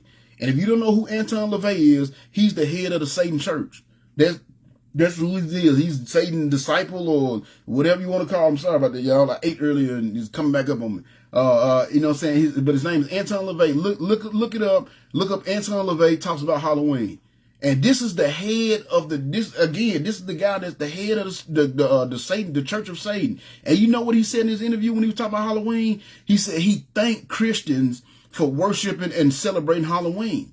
He said he thanked them because when they do that, it gives more power to the devil. That is the devil. The Halloween to Satan worshipers and the people that believe in the devil. And there are churches of Satan out there. So don't get it twisted. There are churches that actually worship Satan, and they have disciples of Satan, just like it is. We have churches that worship Jesus and God. They have churches that worship Satan and Lucifer and all that stuff. And he said, whenever Christian, he said they love when Christians celebrate Halloween, because it gives them enough, puts enough information in the kids as a kid, that later on in life they'll be able to creep in and put them over to their side. He said he loves that. He loves that. You know why? Because like I said, the Halloween to people that worship Satan and the Church of Satan is the same as Christmas is to us. You know what I'm saying? That's like the Halloween is their main holiday. And anybody that participates in that holiday gives their energy toward that day. You see what I'm saying? Like even, you know, and I know a lot of people are, well, you know, I put my child in like an angel outfit and all that. The fact that you dressed them up at all, you see what I'm saying? The fact that you dressed them up at all is you giving into their day. And therefore you're mocking God. You know what I'm saying? Like in my house, you know, and my kids, they hate it. You know what I'm saying? And again, I wasn't perfect on this. That's why I'm bringing it up. I wasn't perfect on this. It was only about 6 years where I discovered this myself. So don't get it twisted. If you look at older pictures of me, you'll see me dressed up celebrating Halloween. But once I realized the error of my ways, I stopped immediately. And it's been at least 7 years. See, I've been up here almost 9 years in January, be 9 years. So it's been about 7.5, 8 years since me and my family celebrated Halloween. You know what I'm saying? And my kids, they want to go out on the weekend Halloween party. We don't do that neither. You know what I'm saying? They can hate me all they want to, but I'm trying to keep them from that wicked, the spirit of wickedness that's there. You see what I'm saying? And we'll do that. We got Christian, and you're like, well, it ain't evil. It's like, what are the decorations for Halloween? Witches. You know, that's one of the main things. People hanging witches up on their doors and on their houses and paint witches on their windows. You know what I'm saying? Got them hanging in trees. And what does the Bible say about witches? He said, thou shalt not suffer a witch to live. You know what I'm saying? They are an abomination to the Lord. And yeah, we decorate and put them all over our houses. You know what I'm saying? What is Halloween? What surrounds Halloween? Death. You know what I'm saying? Look at the Halloween is all about death and fear. And what does the Bible say? The Lord is not, he didn't give you a spirit of fear. You know what I'm saying? So if God didn't give you the spirit of fear, why are we celebrating fearful things? You know, what is, if y'all cut on TV right now, what's most likely playing? Scary movies. You know what I'm saying? The movie Halloween, what is it about? A dude that's killing his brother, the dude that's trying to kill his sister. You know what I'm saying? Michael Myers. Everything that has anything to do with Halloween, it either has something to do with the occult, or it has something to do with death, or it has something to do with monsters. All things that bring forth fear. And God said, I'm not a God. I didn't give you a spirit of fear. So if God didn't give you a spirit of fear, why are you celebrating fearful things? So if God didn't give us a spirit of fear, but we got a day where we celebrate fear, what are we celebrating? The devil. It's not from God. So we celebrating that stuff, we're mocking God. As Christians, you shouldn't be celebrating that stuff. You know what I'm saying? You want to celebrate for the fall, that's fine. But to celebrate Halloween, no. You shouldn't do that. That's mocking God. You know what I'm saying? And when you mock God, it gives the unbelievers the occasion to do something. That's what I'm saying. Look up, and I'm not just lying, look up Anton LaVey. He's a weird-looking dude, but look up Anton LaVey, and he's talking about how he loved the fact that that Christians allow their children to celebrate Halloween. Because he said when they do that, he said when they're older, it gives us the opportunity to come in and have an influence in their life. You see what I'm saying? That's why I don't let. And I know my son, my grandkids, I can't do nothing about it because they're not my kids. But man, I hate the fact that she taking them out to celebrate Halloween. I wish she would, but I mean, she's young. She got to do it for herself. But I do pray over my grandkids. I pray, that they're safe when they go out there. But you don't want to be involved in that stuff, man, because you're mocking God.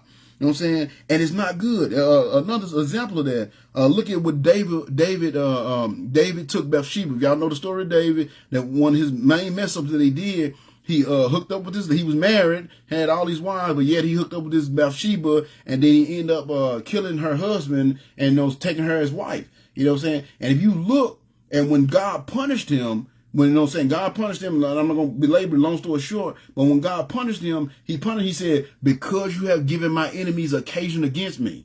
In other words, because you did this wicked thing, now the naysayers can talk about me. You gave them the opportunity, you gave them the fuel for their fire to talk about me. That's why David was punished. And he gave him 3 separate punishments that he had to pick from. And he said, I want to be in your hand kind of thing. You know what I'm saying? I can't remember exactly what the punishment was. Again, you go read it for yourself. But the point is, God punished him because he mocked God. By him, first of all, having an adulterous relationship with this woman, even though he was married, she wasn't one of his queens, and then murdering her husband to cover it up, he was mocking God. And because he mocked God, now other people they're going, because it was going to get out, people going to hear about it, and what did God say about David? A man after my own heart. So David's supposed to be this big Christian, a man after God's own heart, but yet he out here having an adulterous relationship and killing folk. You see what I'm saying? So he was mocking God, and that's when his punishment came down. God said, because you give my enemies an occasion against me, you're going to have to be punished. So he wasn't even punishing him for the hooking up with the woman or killing the man. He was punishing him because he gave his enemies the occasion to talk against them, because he was mocking God. He was diminishing God's power. He's diminishing God. God gave you a title of a man after my own heart, and you're going to go out here and do this kind of foolishness. You're mocking God. You know what I'm saying? Another situation where that happened. If y'all remember when the Israelites came in and Joshua, right after they, because I mentioned Jericho earlier, right after they defeated Jericho, had this mighty victory, they went and fought this little old bitty town called Ai, and they got their butts kicked. And they were like, man, what happened? How did we lose? We just, destroyed Jericho, and now how get it? And turns out one of the dude, I can't remember his name. I think his name was Achan. His name was Achan. When God told them, when they went into the land to go to war, he said, don't keep anything. He told them it was certain things they were supposed to destroy. It was certain things they were supposed to burn. It was certain things they were supposed to keep. You know what I'm saying? But most of the stuff they were supposed to get rid of. And this guy named Achan, I believe that's his name, he went in there and he stole some clothes that he saw. He stole some gold that he saw. I think some silver too, maybe. But it's some things that he took that he wasn't supposed to take. And he went and hid them in his tent. You know what I'm saying? So when the Israelites went out to fight this town Ai, God went with them because this guy was mocking God.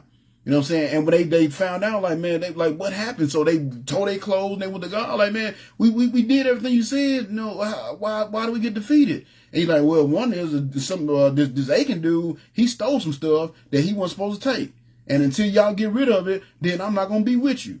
And they went and they cast lots, they found out who it was, and they told the dude to come forth, and he admitted, like, yeah, I saw this gold, I saw these clothes, I saw these material things I was lusting out of, and I took it, and I hid it in my tent. So they went and found it in the tent, and guess what happened to him? So what happened to him, they took his wife and his kids and his family and everything he owned, and they burned him. Why? Because he was mocking God. You see what I'm saying? And because he was mocking God, God's glory was diminished, because Joshua was like, man, now this little town won't get to brag after you gave us this big old victory over Jericho.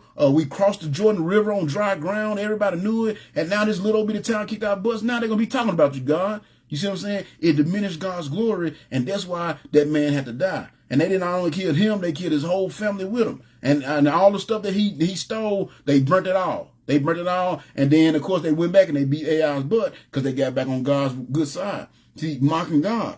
Last one, and then just example, I want y'all to see what happens when you mock God. Samson. Y'all remember Samson. He's going to come up again before this lesson over. But Samson, he was mocking God, doing all the things that he was doing, living the way he was living. He was mocking God. And he ended up getting captured. And you saw when he got captured, it says the Philistines, they were celebrating. They were celebrating their God. They were like, basically, our God has beat your God. You know what I'm saying? 'Cause I know at first, our God, your God was beating our butts, but now we beat you. You know what I'm saying? And they were celebrating their God because of Samson's foolishness. It wasn't that God had lost power. It was that Samson had lost God's power because he was being foolish and he was mocking God. So it's important that you mock God, you have a good, close relationship with the Lord, because again, when you mock God, you give other unbelievers the ability to do so as well. And that's what's happening here. So, these Philistines, they was all panicked and scared because God had came into the camp, because they heard about how great God was. But then it turns out God must not be too much, because we just spanked their butt. Before they bought God in their camp, we only killed 4,000, and now that they bought God in their camp, we killed 30,000. This God must not be as big as we thought he was. They was diminishing God's glory because they was mocking him. So number 7, when you mock God, it gives unbelievers an occasion to do so as well, and you diminish God's glory. That's number 7. So then to finish out that little paragraph, it says in the next verse, he says, so the Philistines fought desperately, and Israel was defeated again. The slaughter was great. 30,000 Israelite men died that day, and the survivors turned and fled to their tents. And then watch what happened. It said the ark of God was captured, and Hophni and Phinehas, the 2 sons of Eli, were killed. Just like God said it was going to happen. So again, they reference back to number 5. You can't escape God's judgment. You're not going to happen. God said, no, you're going to be judged, and this is what's going to happen, and exactly what God said was going to happen, happened. You can't escape God's judgment when you mock God. So then what? Let's get through this, y'all. I'm running my mouth. It's just so good. I'm sorry, so good. I've been running my mouth. So verse 12. So it says, Now, a man from the tribe of Benjamin ran from the battlefront and arrived at Shiloh later that same day. He had torn his clothes and put dust on his head to show his grief. Now, Eli was waiting beside the road to hear the news of the battle, for his heart trembled for the safety of the ark of God. And when the messenger arrived and told what had happened, an outcry resounded throughout the town. So everybody was sad. It was some desperate time. They just got their butt whooped, and they lost the ark of God. So it was some sadness there. So then the next verse he says, so Eli heard it. So he says in verse 14, "What is all the noise about?" Eli said, and the messenger rushed over to Eli, who was 98 years old and blind, and he said to Eli, "I have just come from the battlefront. I was there this very day." So that's a reference back to number one. Again, you know what I'm saying? When you mocking God, you always be warring. It's so hard for me to say that. I got a couple of references, and then we'll get to point number 8. So that's the first reference. You're always going to be warring. They was in the battle because they was away from God, because they've been mocking God. That's why they was in this battle in the first place. And then the next verse it says, "So what happened?" Eli demanded. "Israel has been defeated," the messenger replied. "Thousands of Israelite troops were dead on the battlefront." So again, that's a reference back to number 2. Whenever you mock God, you're going to always suffer loss. Then the next verse it says, "Your 2 sons, Hophni and Phinehas, were killed." So were killed too. So once again, that's a reference back to number 5. You can't escape God's judgment. Just like God said he was going to kill them boys, he killed them. And then here you go. Then in verse number 8, it said, "And the ark of God has been captured." So number 8 is going to be this: the reward of mocking God is grief. This man just got told that the Israelites had lost the war, both of his sons is dead, and the one thing, his main job, his main purpose in life to protect, has been taken away from him. You know what I'm saying? He was sad. Because you notice what it said, the man from the tribe of Benjamin ran from the battlefront and arrived at Shiloh later that same day. He had torn his clothes and put dust on his head to show his grief. That's the reward of mocking God. That's why I said we don't realize we're hurting ourselves when we mock God. And the reward we're going to get is grief. We're going to always have grief. We're not going to have peace in our life. If you're living your life mocking God, again, you know what I'm saying, going to church on Sunday, but living like the world and hell on wheels Monday through Saturday, you're mocking God, and you're going to always have grief. You're going to always have grief to look forward to. That's all you're going to have to look forward to is grief. Eli was waiting, wait for some good news, but what he got was grief.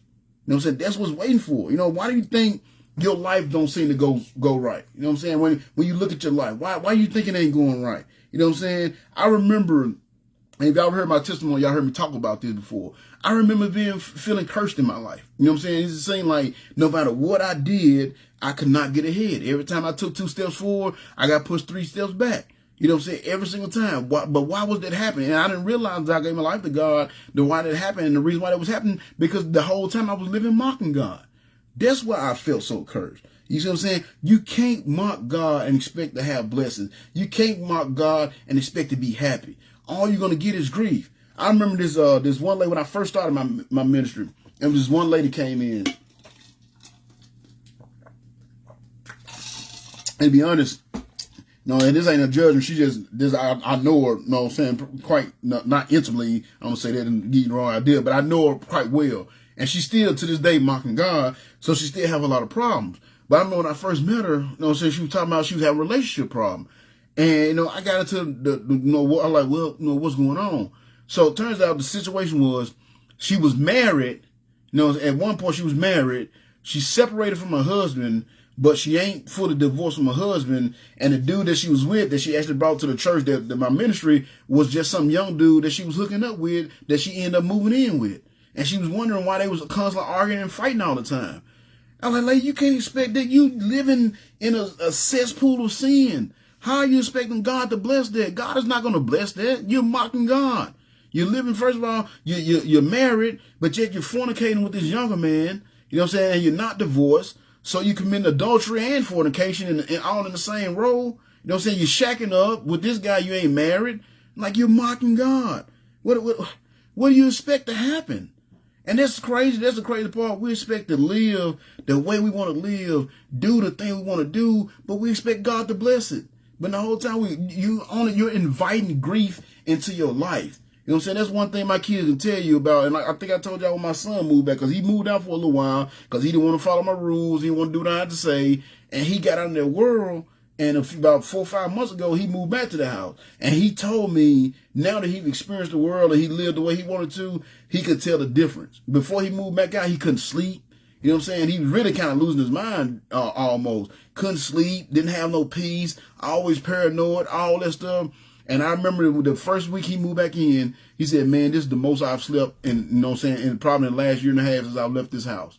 You know what I'm saying? The most peacefully, even when he's on his own, he was sleeping, you know what I'm saying? It was nightmares and things of that nature. He had none of that since he moved back to my house. You know why? Because I stay away from grief. I keep that negative stuff away from my house. Don't bring it to my house. That's one thing I know. Me and my wife, we get into disagreements, but we don't do a lot of arguing. It ain't because we perfect. We just, you know, I don't deal with drama. I ain't got time for that. You know what I'm saying? It's too much negative energy. You know what I'm saying? I try not to watch negative movies. You know what I'm saying? Scary movies, all that stuff. Don't bring that to my house. I want peace in my house.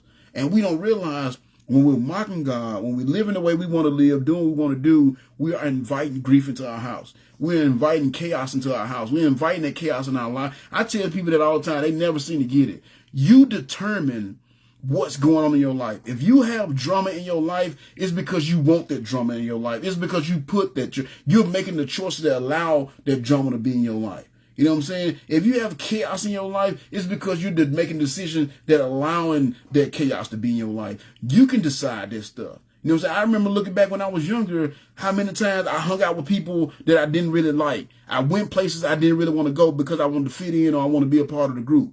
You know what I'm saying? Not realizing, like, man, they were just wasting my time. Because the reason why I didn't hang out with those people or go to those places, because 9 times out of 10, some bad stuff was going to happen. And every time I went anyway, guess what happened? Bad stuff happened.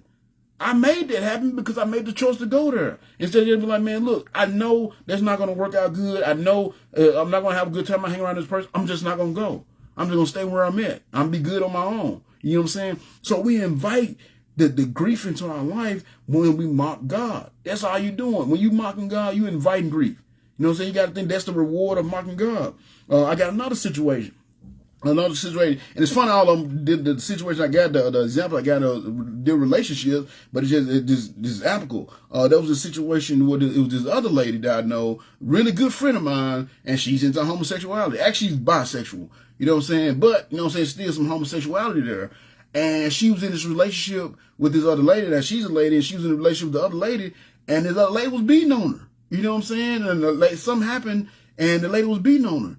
And she couldn't figure out why, what was going on. I'm not, and I said, look, you know, and I told y'all, I have a homosexual friend, and I love her. She's actually one of my closest friends since I moved here. So I love her to death. You know what I'm saying? I don't not like because she's into homosexuality. That ain't for me to judge. But I keep it 100% with her. You know, she's like, well, you know, I did this for this girl, and I did this, and I can't believe she'd do me like that. Like, you know what I'm saying? What's going on? I said, well, first of all, you're in a relationship that God don't approve of. You do know that, right? Like, you know, I love you, but I'm not going to sugarcoat it for you. I said, first of all, you're in a relationship that's doomed to fail because you with a woman with another woman. I said, so we got to start there first. You got to realize that God is not going to bless that. And then this girl got these issues that you're trying to, you know, help her overcome, and then you got your own issues going on. You're messing. You got a pot for failure right there. I mean, the fact that the way the relationship started off on the pathway to failure because you two women hooking up. I said, you know, I love you. You know, I'm not going to sugarcoat it because I know what you do. You know what I'm saying? And I joke with her about it just like she joking with me about stuff. I said, so I'm not going to sugarcoat it for you. I said, but honestly, the moment you got involved in that relationship with that other girl, it was doomed for failure. Because it's against what God's standards. It's against God's bylaws. It's against the thing God said that's an abomination. I said, so let's not look past it. I was like, you seem to want to look past the fact that you in a relationship that you shouldn't be in the first place. So it's gonna fail. You're gonna have problems. You're gonna come across, because this is like the second or third time she was in a relationship that had physical violence in it. And she couldn't figure out what was going on. I said, because you're not doing what you're supposed to be doing. God is not going to bless that.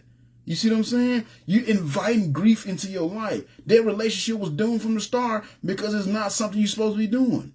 You know what I'm saying? Another example, again, is dealing with relationship. I mean, y'all got to think like, well, I'm tripping. You know what I'm saying? That God don't care about relationship like that. I'm going to tell you, Jesus himself got on a lady about mocking God.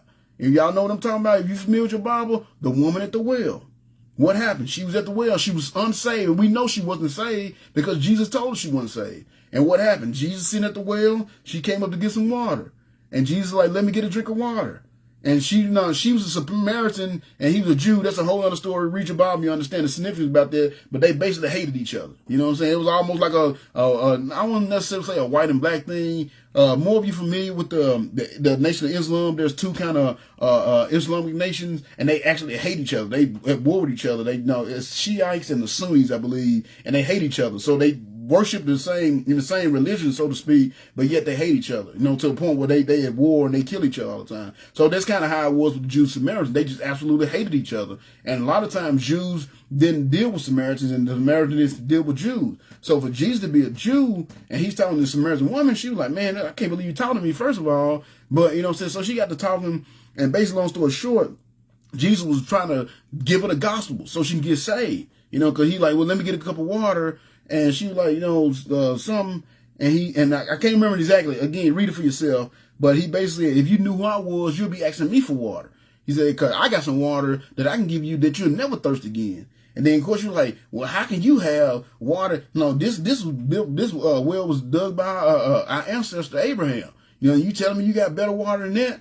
And when she said that, Jesus like, man, she ain't getting it. He said, I'll tell you what, go get your husband. Maybe your husband will understand a little better. And she said, I have no husband. And what did he say? He said, you said correctly when you said that. He said, because you've had 5 husbands and you're shacking up with number 6.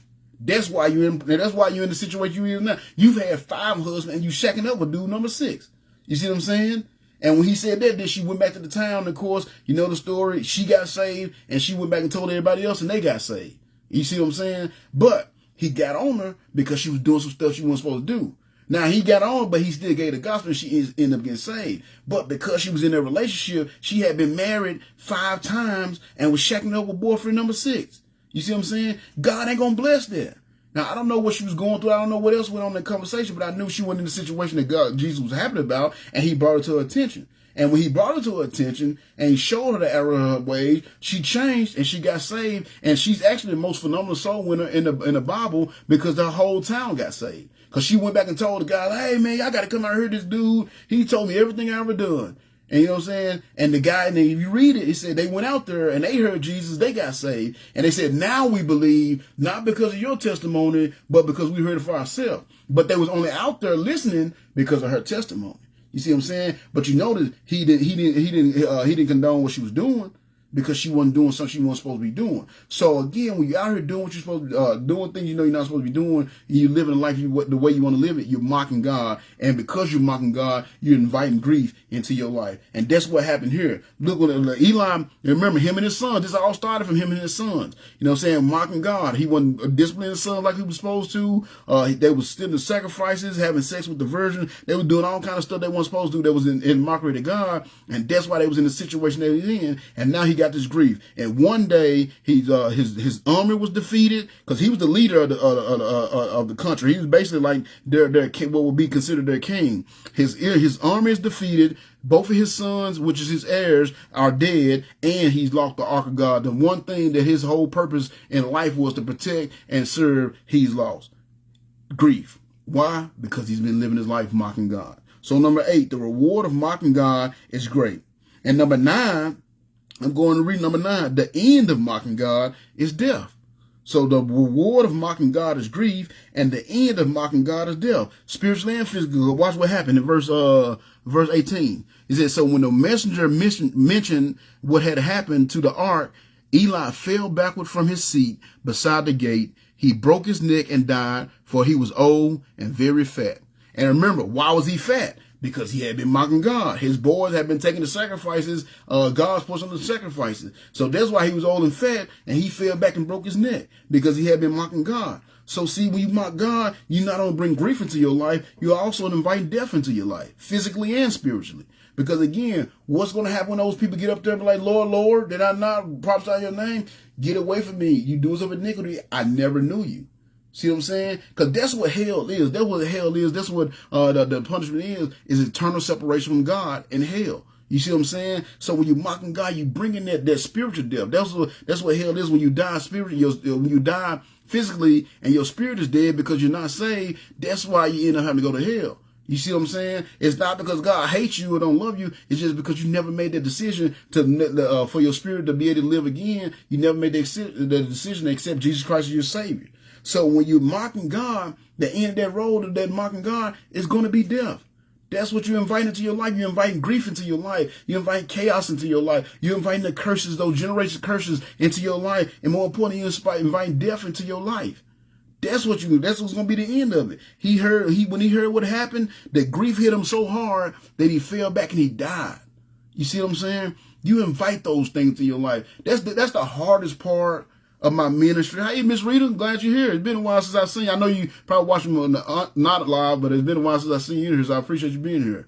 But like I said, that's the hardest part of my ministry when I'm talking to people, because I really love everybody. You know, so I love everybody. I want to do my best to help everybody, to guide everybody. That's why I do this. That's why I always tell y'all my sermon going to be an hour, maybe an hour and a half, and I end up here 2 hours, because I love y'all, and I just want y'all to understand how significant and how important these things are that we're talking about here. I love you guys. You know what I'm saying? So I love you. And the hardest part of my ministry, when I'm talking to people, is, you know, and I'm trying to help them, is just realizing that, you know what I'm saying, try to get them to see that everything you're going through, you have done, is your fault. Like, you're making decisions to put yourself in this situation. You cannot blame anybody else. It's not anybody else's fault that you are in the situation you're in. It's the decision that you're making. You know what I'm saying? I have to do that with my brother. That's one, man, my brother battle over all the time. He want to call me, woe is me. And I stop him immediately. No, my friend. You've been making bad decisions. And I point out every single one. And you know what I'm saying? And it ain't judging them. I just get on. I don't let them. I'm not one of those, I'm telling you, I'm not one of those friends that's going to baby you and be like, oh, the world has done you so wrong, and oh, woe is you, and you're a victim of the system. No, what are you doing that got yourself in that situation? You see what I'm saying? Most of the stuff, when I'm dealing with people and their problems and what they're going through, no matter how bad they are, no matter how terrible they are, 9 times out of 10, it's self-inflicted. You know what I'm saying? And whether it's finances, jail, whatever it is, relationships, whatever it is, it's self-inflicted. At some point, they made a terrible decision that got them in the situation that they're in. And instead of owning up to it, they want to blame God. You know what I'm saying? They want to blame God. I'm sorry, what's it? Well, how do you get out of the situation? You just got to decide. This is the thing. And really, to answer your question, there's always a choice. Now, a lot of times, the reason why people stay in this situation is just because it's easier. That's the problem. You want to take the easy way out. And I'm not saying that's what you're doing, but the majority of the time, I'm talking, and this is my experience with the people that it's easier. It's more comfortable. Yes, this situation is bad, but I know what to expect. I know I can expect this badness. I know when this person come home, he's gonna be drunk and we might have to fight. You know, I know because I'm familiar with it. I've been stuck in it so long. So it's easier to be stuck in this bad situation with this person instead of just leaving the situation, going into the unknown. And the reason why it's hard to leave the situation going to the unknown, and what it boils down to, you just don't have faith in God for him to take care of you. And that's really what it boils down to. And I'm gonna give you an example of what I'm talking about. You know what I'm saying? And this could have happened to me. When I graduated from high school, I had a choice. I was either going to stay in Memphis, which I knew was going to be a good thing, or I can leave and go to a place I had never been before. I showed up in Nashville with a truck full of furniture, a bag with $230-something in it. I'll never forget, I had, like, my church took up like a little offering around the church. You know, I had like $230-something to my name. Didn't have a job. Never had been. I've been in Nashville once before when on a college recruitment trip.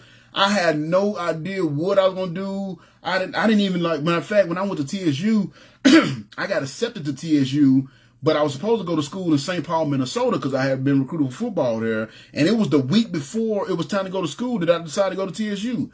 So I didn't even know I was gonna have a dorm room. I had no clue what was going to be waiting on me in Nashville, but I knew I needed to leave Memphis.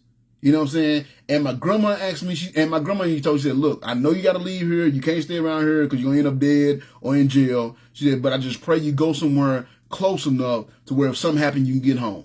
And like right after me and my grandma had the conversation, I kid y'all not, I got a letter from TSU saying that I got accepted.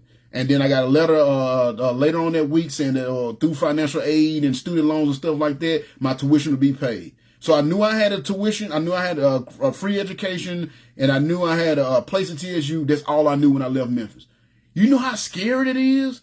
And now it turns out, again, I left, came up here. Turns out my best friend, and this is crazy. I didn't even know she was going to TSU. She didn't know I was going to TSU, and we was best friends. You know what I'm saying? She was here, and another one of my really good friends that I had met through Boy Scout, he was here. So, you know what I'm saying? So I ended up, and it was crazy because even though they was there, we still didn't hang out that much. And I ended up making a whole new group of friends and starting my whole new life. And I really became who I was. But I had to take that leap of faith. You know what I'm saying? And that's hard. And that's why most people don't leave Memphis. That's why most people don't leave their situation, because it's scary. I didn't know what to expect. Think about Abraham. When God first called him, this dude was almost 90 years old. And God told him, hey, I want you to pack up everything you got. Take everybody of your family and go somewhere. I'm not going to even tell you where you're going. Just go. And when you get there, I'll let you know you got there. So he didn't even have no destination. He just picked up and started walking.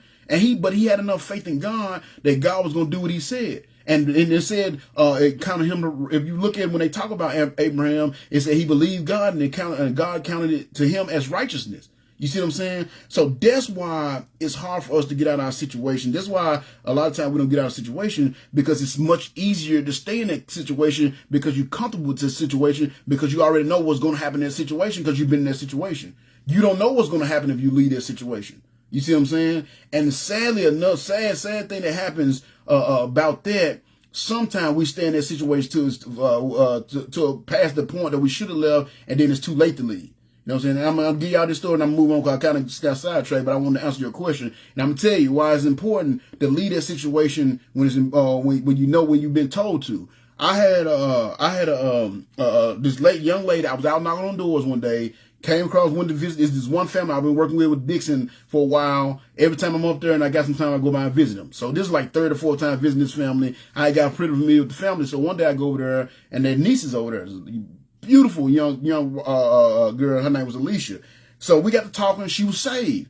So when we got to talking, turns out she was in a bad relationship. Matter of fact, she was in a relationship with a dude from Memphis.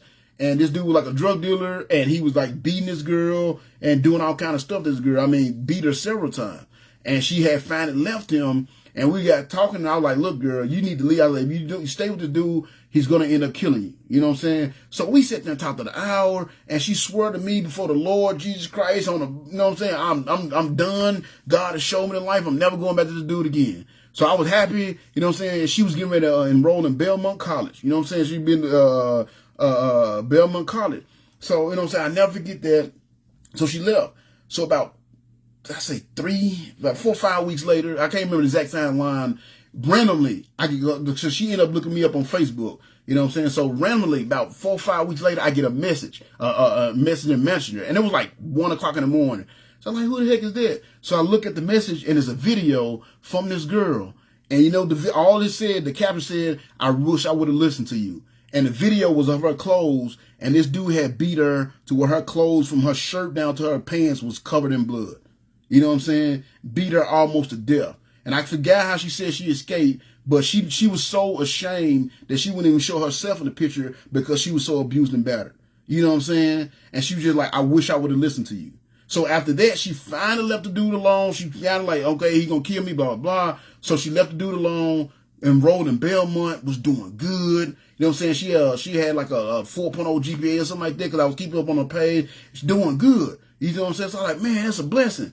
So then maybe a year or so later, I go to visit that family again because it had been a while. I visited the family, and I remember talking to her. I said, oh, man, how's Alicia doing? And when I said that, the head just dropped. And I'm like, what's going on? I'm like, oh, she's like, Brother John, we had to tell you she's dead.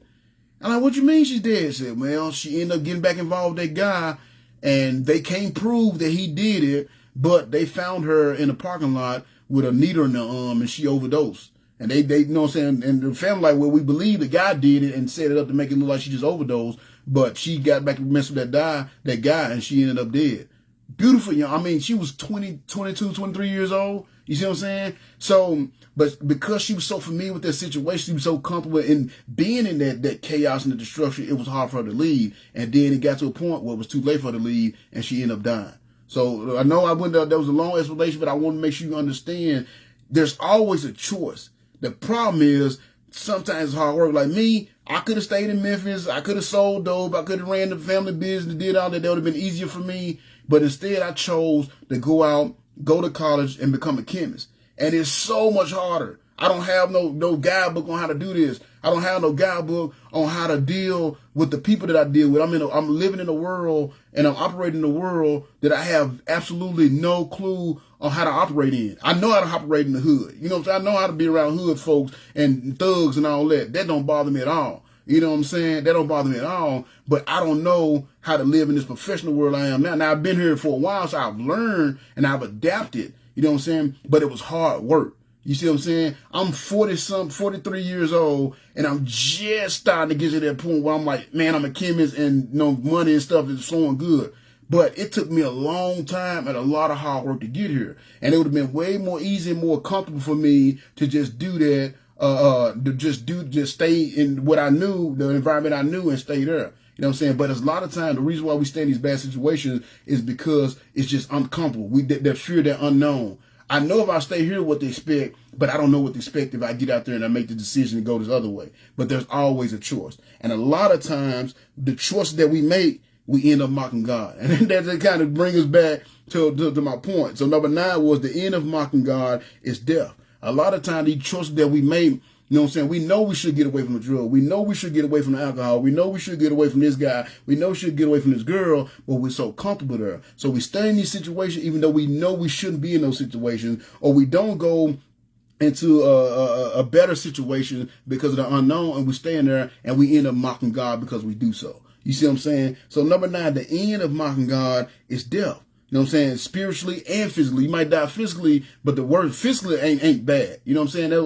That what Paul said. He said, I don't fear men. All they can do is kill me. All they can do is, you know what I'm saying, they can wound this physical body. He said, what I fear is God. Because God, Paul said that Jesus said.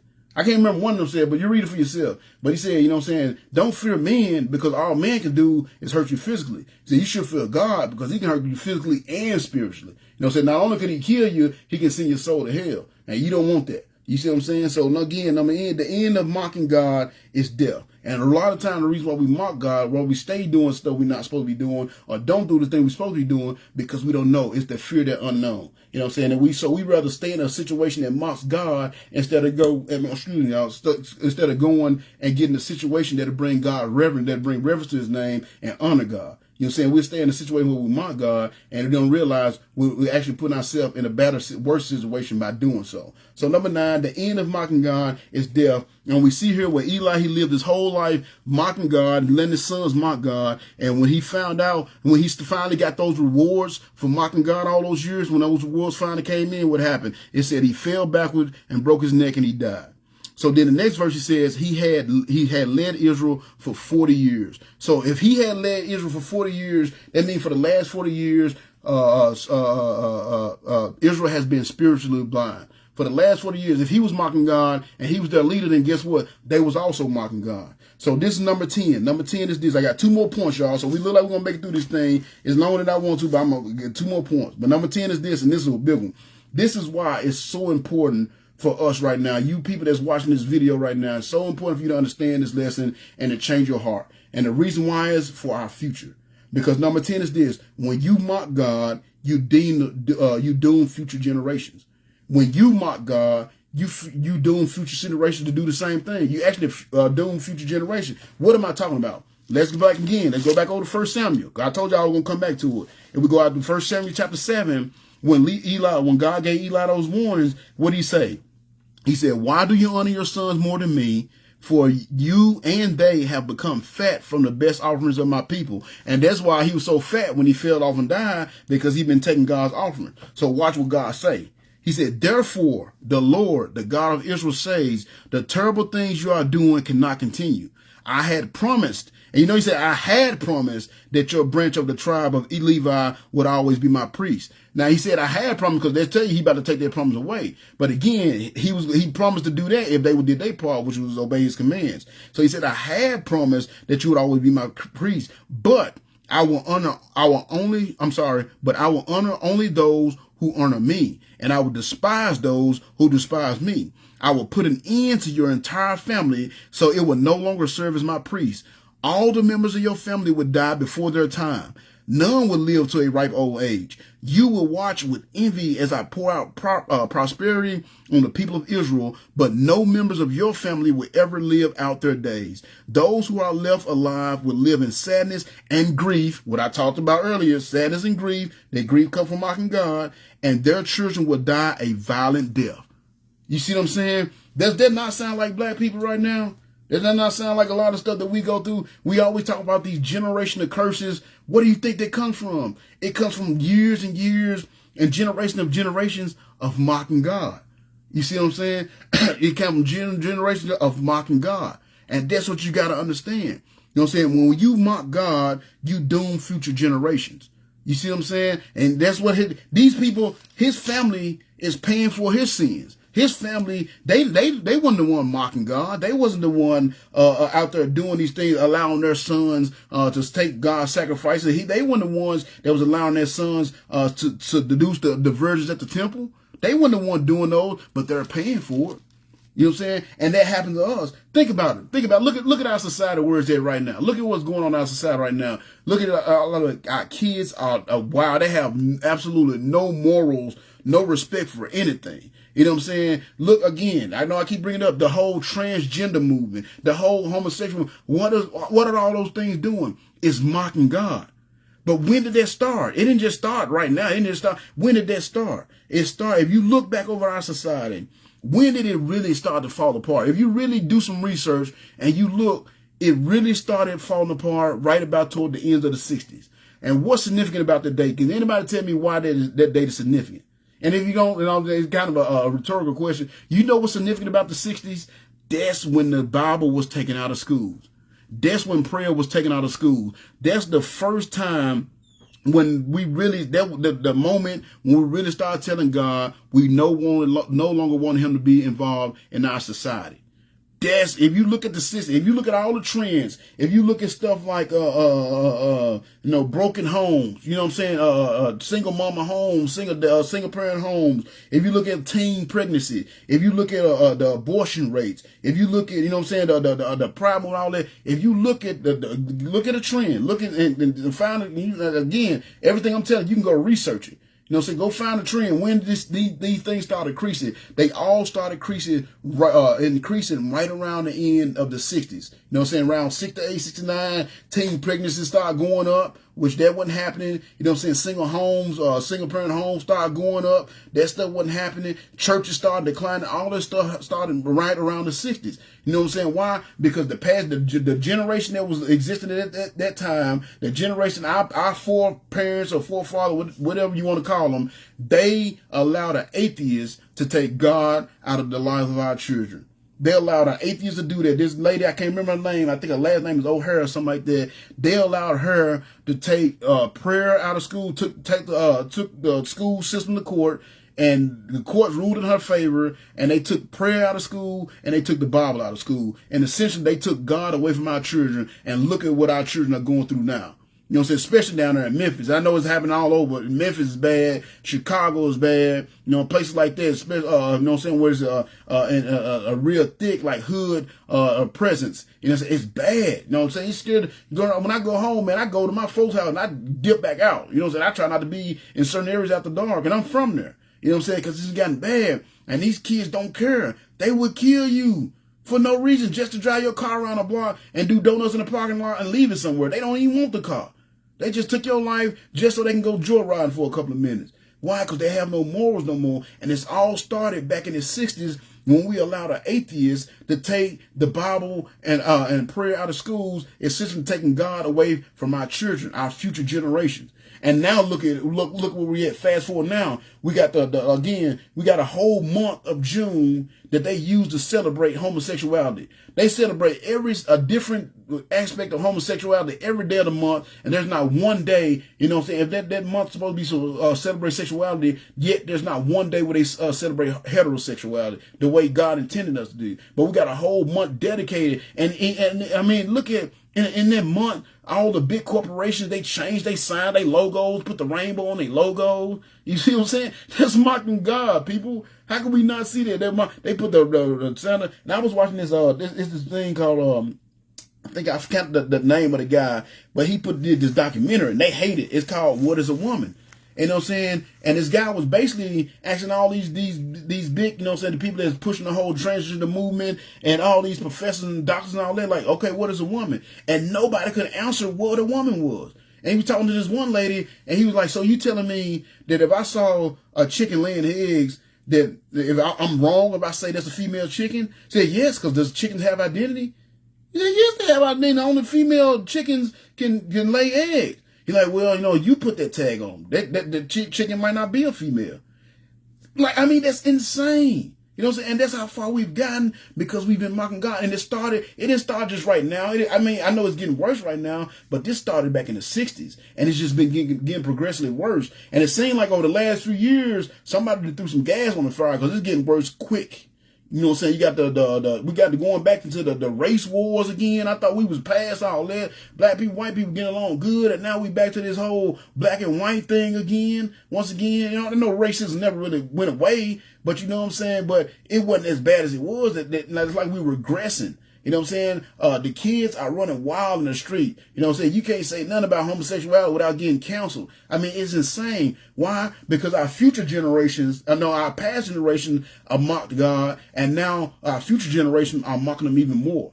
You know what I'm saying? Whatever we did in the past, the future gonna do even more. So it's on us. That's why I do these lessons. That's why I try my best to help people get close to God. It's on us. You know what I'm saying? We got to turn that around. We got to break that curse, and we got to get back to really wholeheartedly worshiping God and reverencing God, because if not, we're not going to have a future.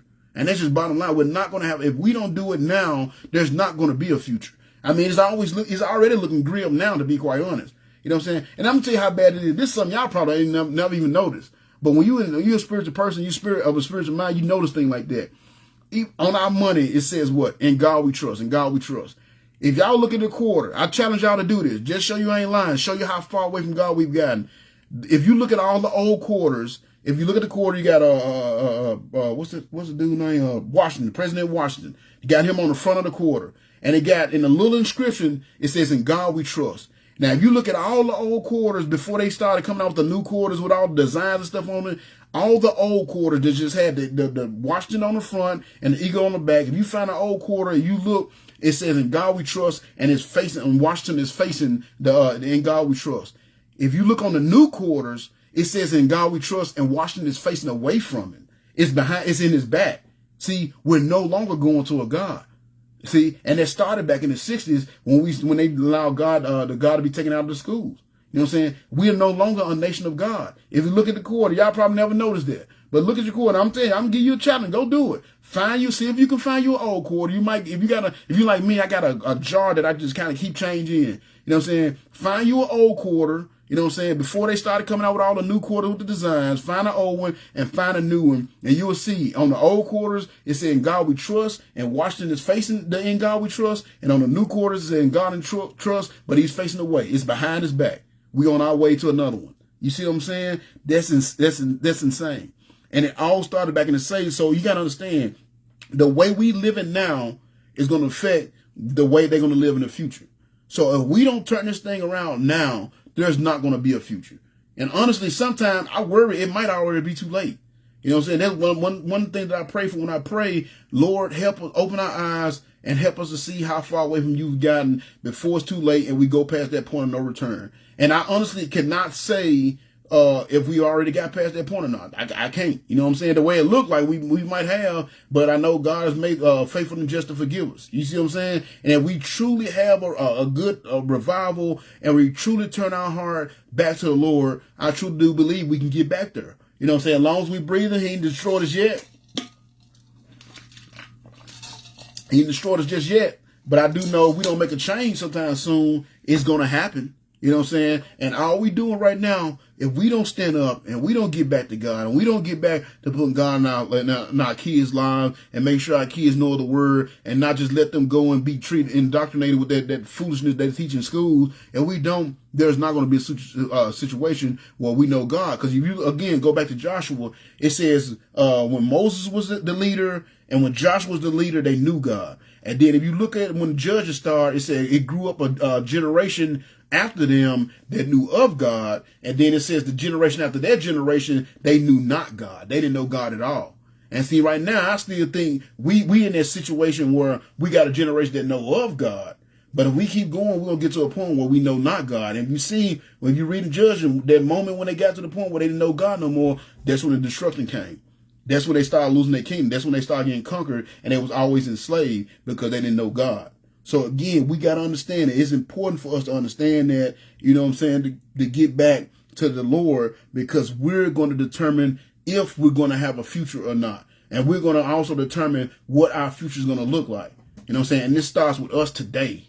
It ain't the future, some kid or somebody going to grow up in the future and they're going to get everything straight now. No, that starts today. We're the decision that we're making today, the things that we're allowing to go on today, or the things that we're not allowing to go on today, is all going to determine what the future going to look like. So number 10, when you mock God, you doom future generations, because they're going to go down that same path and they're going to mock God even more than we have. So that's number 10. So one more point, y'all, and I'm going to finish it out, finish out the paragraph and finish my last point. So then that was number 10. When you mock God, you doom future generations. And number 11 is going to be this. I'm gonna read the rest of the chapter, and it's gonna give me point number 11. It says in verse 19. So it said, now Eli just fell, broke his neck. Of course, the ark is gone. The ark is captured. Hophni and Phinehas, they're dead. You know what I'm saying? His sons are dead. So it's just a mess going on right now. There's just a lot of grief going on right now. So then we look in verse 19. It says, now Eli's daughter-in-law, the wife of Phinehas, was pregnant and near her time of delivery. When she heard that the ark of God had been captured and that her husband and father-in-law were dead, her labor pains suddenly began, and she died in childbirth. So again, we see that death, this mockery, this death is surrounding this mockery of the Lord. So it says she died in childbirth, but before she passed away, the midwives tried to encourage her. Don't be afraid, they said, you have a baby boy. But she said she did not answer or respond in any way because she was dead. But in verse 21, it says, so she named the child Ichabod. Where is the glory? That's what it means. Actually, right there again, it says, where's the glory, kind of, you know what I'm saying? But the King James Version says, and she named the child Ichabod, saying the glory is departed from Israel. So again, that's what it says. So she named the child Ichabod, where's the glory, murmuring, Israel's glory is gone. She named him this because the ark of God had been captured and because her husband and her father-in-law were dead. Then she said, the glory has departed from Israel, for the ark of God has been captured. So number 11 is this. This is the last point. I'm finishing this lesson up. So we did only get into 2 parts. Number 11 is this. When you mock God, you lose your closeness with God. Now, I was going to say when you mock God, you lose God, but I think that sounds like a lie. I don't think, because God said, I will never leave you or forsake you. You can't lose God. You can never lose God. God is always there, but you can choose whether he's going to be close or not. And I think that's what happened when you mock God. You lose that closeness with God.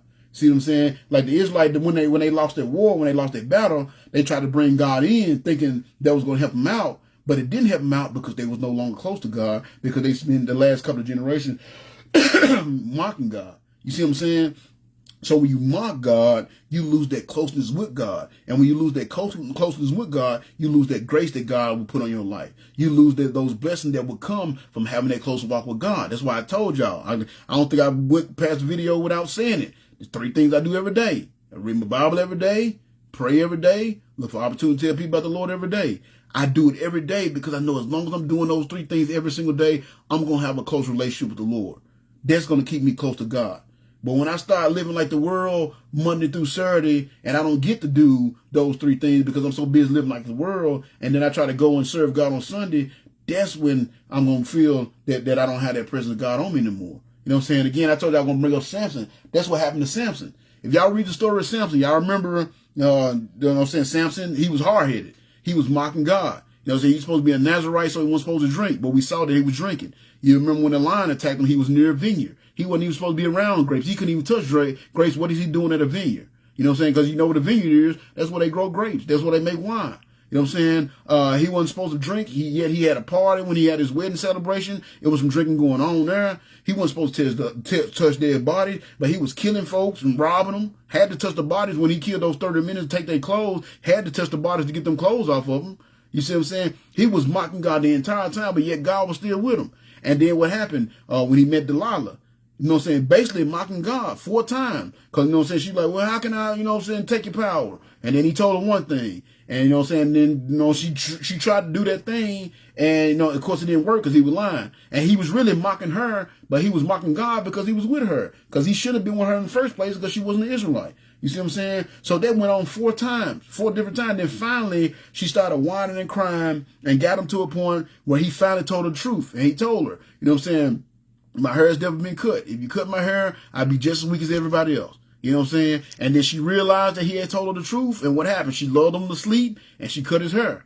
Now, if you remember, and of course I breezed through that. I did a lesson on that, the life of Samson. Y'all go back. That was one of my favorite lessons I did. So if you never heard that video, go back and watch it. It's called the results of sin, the life of Samson. One of my favorite ones. But the point I want to get to is, if y'all remember when he got captured, again, I don't know how good y'all in y'all Bible, but it's very important so you know these little details and you better catch these little things. Because it says that after the 4th time, she finally figured, he told her, you cut my hair, I'll be weak as everybody else. So she cut his hair. So it said, you remember the first 3 times, you know, whatever he told her to do, he just got up and he broke himself loose because he was lying, he was messing with her.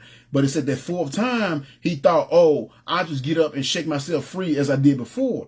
But it said he didn't realize that his strength left him. So when he got up, he couldn't break himself free. And then if you look at the next line, the most important part of that whole chapter, all the life of Samson, it says he didn't realize that God had left him. See, it wasn't about his strength leaving him that got him captured. What got him captured was the fact that God was no longer with him because he had been mocking God his entire life. He was supposed to be a Nazarite, and had he followed the Nazarite laws and he followed the Nazarite commands, he would have never ended up in that situation that he was in ever again. You know what I'm saying? He would have never ended up in that situation because he would have been, because God's commands would have kept him from that situation. That's what we got to understand. When God gives us these laws and tell us to do this, don't do that, it's to keep us out of these bad situations. If we follow them, we'll stay out of these bad situations. But if we continue to do what we want to do, we're going to end up in bad situations. That's what happened to him. So when he got up and thought, oh, I'm just going to break free like I always did, he said he didn't realize his strength had left him. So when he tried to break free and he couldn't, then he realized God had left him. So you see, God had left him. Now, of course, God didn't leave him just like, I'm done with you. I never want to see you again. Because we see, you know, of course, they captured him. They gouged his eyes out, threw him in prison. You know what I'm saying? He had to go to prison without no eyes. You know what I'm saying? He went through all that. And then when he was in prison, one day they got drunk. And again, it kind of comes to my point, one of the points I made earlier about you diminish the glory of God. Because the people that captured him, they got drunk. They're like, oh, we want to make fun of him. You know what I'm saying? So they was around worshiping their God, praising their God. Oh, Dagon, you gave us enemy. You know what I'm saying? We gave us the victory of our enemy. They all drunk, and they brought Samson up to the temple to make fun of him. You know what I'm saying? Because they was basically in the Colosseum. And, you know, and what did it say? He said his hair had begun to grow back. So he had asked the guy that was leading him to put his hands on the beams that support the roof. And he said he prayed to God. He said, "Oh, Father, remember me again." See, once Samson humbled himself and he went back to God, God came back to him. And that's why I said that's what we need to do in this country. We need to humble ourselves and get back to God so God can come back and we can get that grace once again before we completely lose it if we haven't already. But he said he prayed. If you read that prayer, he said he prayed, "Oh Lord, remember me again. Strengthen me one more time so I can pay these Philistines back for taking my eyes." And he said he put his hands on the columns. God gave him his strength back, and he pushed the column down, and he killed everybody in the Colosseum, including himself. But he died that violent death surrounded by his enemies. Why? Because he had been mocking God his whole life. You see what I'm saying? That's what y'all got to understand. When you mock God, when you do these things you're not supposed to be doing, or when you don't do the thing you're supposed to be doing, you're mocking God, and you're bringing in that grief. You're bringing in that grief, you're bringing in death, and you're inviting death into your life. You invite grief into your life. You invite chaos into your life. You invite curses in your life. But more importantly, you're pushing God out of your life. And that's what you got to realize. That's the worst part of it. I can deal with the grief. I can deal with the curses. I've dealt with them my whole life. But I cannot live my life. I cannot go a day live my life and be okay in this life if I know God is not in it. That's not going to work for me. Like I said, I can go through I can go to the doors of hell and face hell. I can do all that as long as God is with me. But I can't do nothing without the Lord. And that's what happened when we mock God. We push God away. God like, okay, you come to plan. I'm gonna lead you to your devices. Maybe one day you'll wisen up, and I come back. Once you wisen up and you come to yourself, you remember the prodigal son. It said when he came to himself, he went back to his father. You know what I'm saying? And that's what God will do. He just, you know what I'm saying? He don't completely leave you. That's why I didn't say, when you mock God, you lose God, because you can't lose God. But you can lose that closeness. You can lose that wall of protection that God have around you. You can lose that. You can lose those blessings that will come from having that close relationship with the Lord. So you can lose that. Those are optional. Those are not guaranteed. You know what I'm saying? So that's why I put it that way. But, you know what I'm saying, that closeness not there, and that was Samson felt. He knew that God was no longer close to him. Though I said he realized that God had left him. And that's what will happen. God, if you're going to keep on mocking him, he's not mocked. He'll leave you to your own devices, let you do what you want. And then once the world had his way with you, you know, excuse me, once the world had his way with you and you come to yourself, then maybe you'll humble yourself and get back to God. And guess what? The good thing about our God and why I love him so much, he'll be still sitting there with open arms. Like I've been waiting for you. Finally. You know what I'm saying? Finally, you came back to me. So that's why I say you won't lose God, but you can lose that closeness that comes with having that relationship with God. And that's what she said. She said, the glory has departed from Israel, for the ark of God has been captured. And that's what happened. That's why they lost the battle. That's why they lost 34,000 soldiers that day. That's why the ark had been captured. That's why Eli had died. That's why his sons had died, because God had departed. He left them to their own devices because they spent the last few generations mocking him. So again, don't mock God, because God is not mocked. And if you do, then just expect the grief, expect the chaos, expect the curses, but more importantly, expect death and a life without God. And I don't know about y'all, but I don't want to live my life out there like that. So thank y'all for joining me. I kept it right at 2. I still wanted, man, I was so close to getting under, but the spirit took over, man, just like as always. So I thank y'all for joining me tonight again. Thank y'all for being with me through this lesson. I really do hope it helped you more than anything. I love it when y'all enjoy these lessons. But if y'all are enjoying these lessons and you're not learning anything from it, if you're not listening to these lessons and then you go in and making change in your life, then I'm wasting my time. I'm really not doing what I'm supposed to do. I'm hoping these will help you. I'm hoping these will open your eyes to some things that you're doing or some things you're not doing and get you to change. So as much as I want y'all to enjoy these lessons, I love telling the stories and telling the jokes and all that. And I'm glad you're here, and I'm hoping you're here because you enjoy them. But more importantly, I'm hoping you're here because you're learning from them and you're growing from them. Just like I'm growing from them myself, bringing them, putting them together, and the Lord giving me this wisdom. I'm applying it to myself, and I hope y'all are applying it to y'all hearts as well. So I thank y'all for joining me tonight. As always, God willing, the next Monday be back. We're going to dive into chapter 5, and that title letter lesson is going to be, I think it's going to be a good one as well. I ain't dived in it just yet, but I think the theme of that chapter 5 is going to be taking the spirit where it don't want to go. I think that's going to be my lesson. Is that the Spirit already gave it to me, so that's what going to be. So I'm going to develop that, taking the Spirit somewhere it don't want to go, or somewhere in there. So Lord willing, next Monday at 7 o'clock, I'll be back here again. And for y'all people that I tag, I'm going to tag y'all because, you know what I'm saying, I know y'all are here. If y'all don't want me to tag y'all, I don't want to be like putting y'all on blast. Just let me know, and I won't tag you. But most of the people I've been tagging, so I just do it until somebody say stop. I just keep doing it. But if you don't want me to tag you, let me know, and I'll stop tagging you and stuff. But God willing, next Monday night, I'll be back doing the lesson. Chapter 5, we'll start chapter 5. And again, it's going to be called Taking the Spirit Where It Don't Want to Go.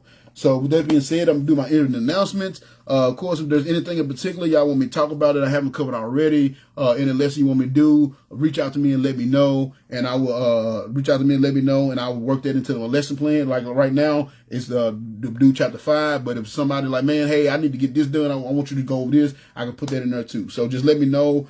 Keep sharing the video, telling people about it. The views have been going up, and that's great. But like I said, if it ain't helping nobody, then it don't mean anything. But I do appreciate y'all telling people, word of mouth. I guess everything is spread, and I've been getting all kind of friend requests like crazy, so I appreciate that. But keep telling others about the video, spread it, so this truth can get out there. Of course, we didn't really talk about salvation, but if you're not sure about your salvation, you're definitely mocking God. I can tell you that much, even though it didn't really come up in this lesson. But if you're not 100%, you watching this video and you're not 100% sure that if you die, you're going to heaven, you're definitely mocking God and you're taking a chance. So if you're not 100% sure, reach out to me and let me know. I will schedule some time to go over the gospel with you and hopefully help you make the decision. Reach out to me if you need any kind of spiritual counseling, anything of that nature. Just let me know, questions you have, whatever it is that you need to talk about, just let me know, and I will put some time in my schedule to go over there with you. And of course, this is my YouTube page. If y'all want to catch, I know like earlier I mentioned my lesson I did on Samson, the results of sin, the life of Samson. If you really like, oh, I want to see, because I really got into detail. Matter of fact, I think it was like a 4-part lesson,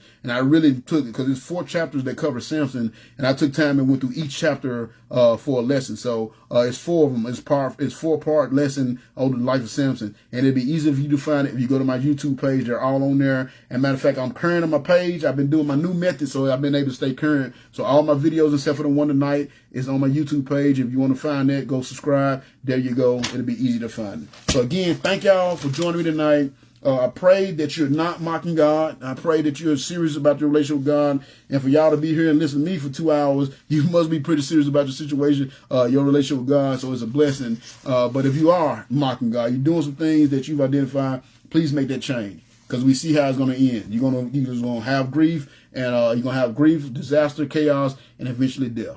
So that be saying, I love you all. Continue to pray for me, and I continue to pray for y'all, and I'm going to pray, and I'm going to get out of here. Dear Lord, Heavenly Father, thank you so much for watching over us tonight. Thank you for this lesson. Once again, finish this lesson up, and I just thank you for all the wonderful points that you gave me, Lord. Like I said, when I put these lessons together, like I don't read it to the day I'm gonna do it. Actually, like a couple of hours before I do it, I try not to know because I don't want to put my influence on. I just want your spirit to influence me.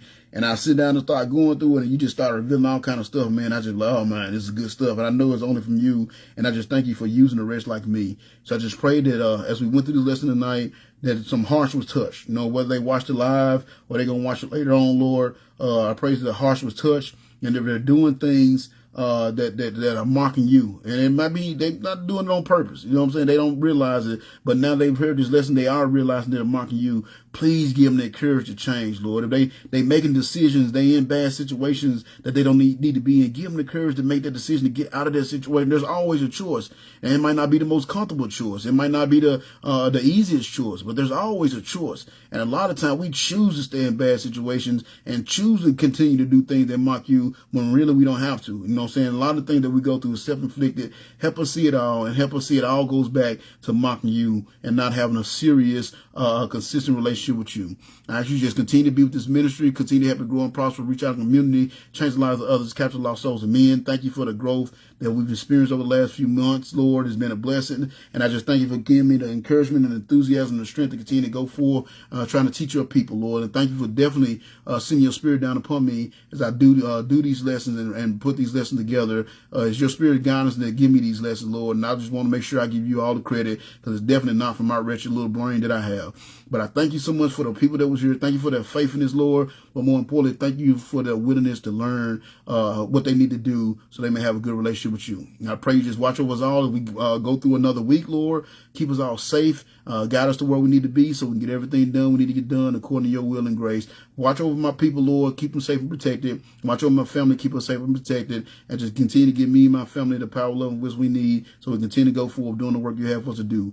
Please be with this country, Lord. Help us see how far away from you've gotten, and help us come together as a whole and realize the importance of getting back to wholehearted serving you before it's too late and we go past that point of no return, and we have future generations that raise up that not only not of you but not know you at all. And I know once we get to that point, that's just begging for destruction. And I pray you will keep us from getting that point. Help us realize how important it is to get back on the foundation before it's too late, and we can all continue to live in the grace that you so generously given to us all these years. Thank you so much for watching over us, and I pray that you continue to send out more workers for the harvest, because the harvest is plenty and the workers are few. And I pray for the day when the world as a whole, we will humble ourselves, pray, seek your face, and turn from our wicked ways, so you can hear from heaven, forgive our sins, and heal our lands. We love you so much. Once again, thank you for this lesson and this time to spend your word tonight. And we say this prayer in your wonderful Son, in Jesus' name.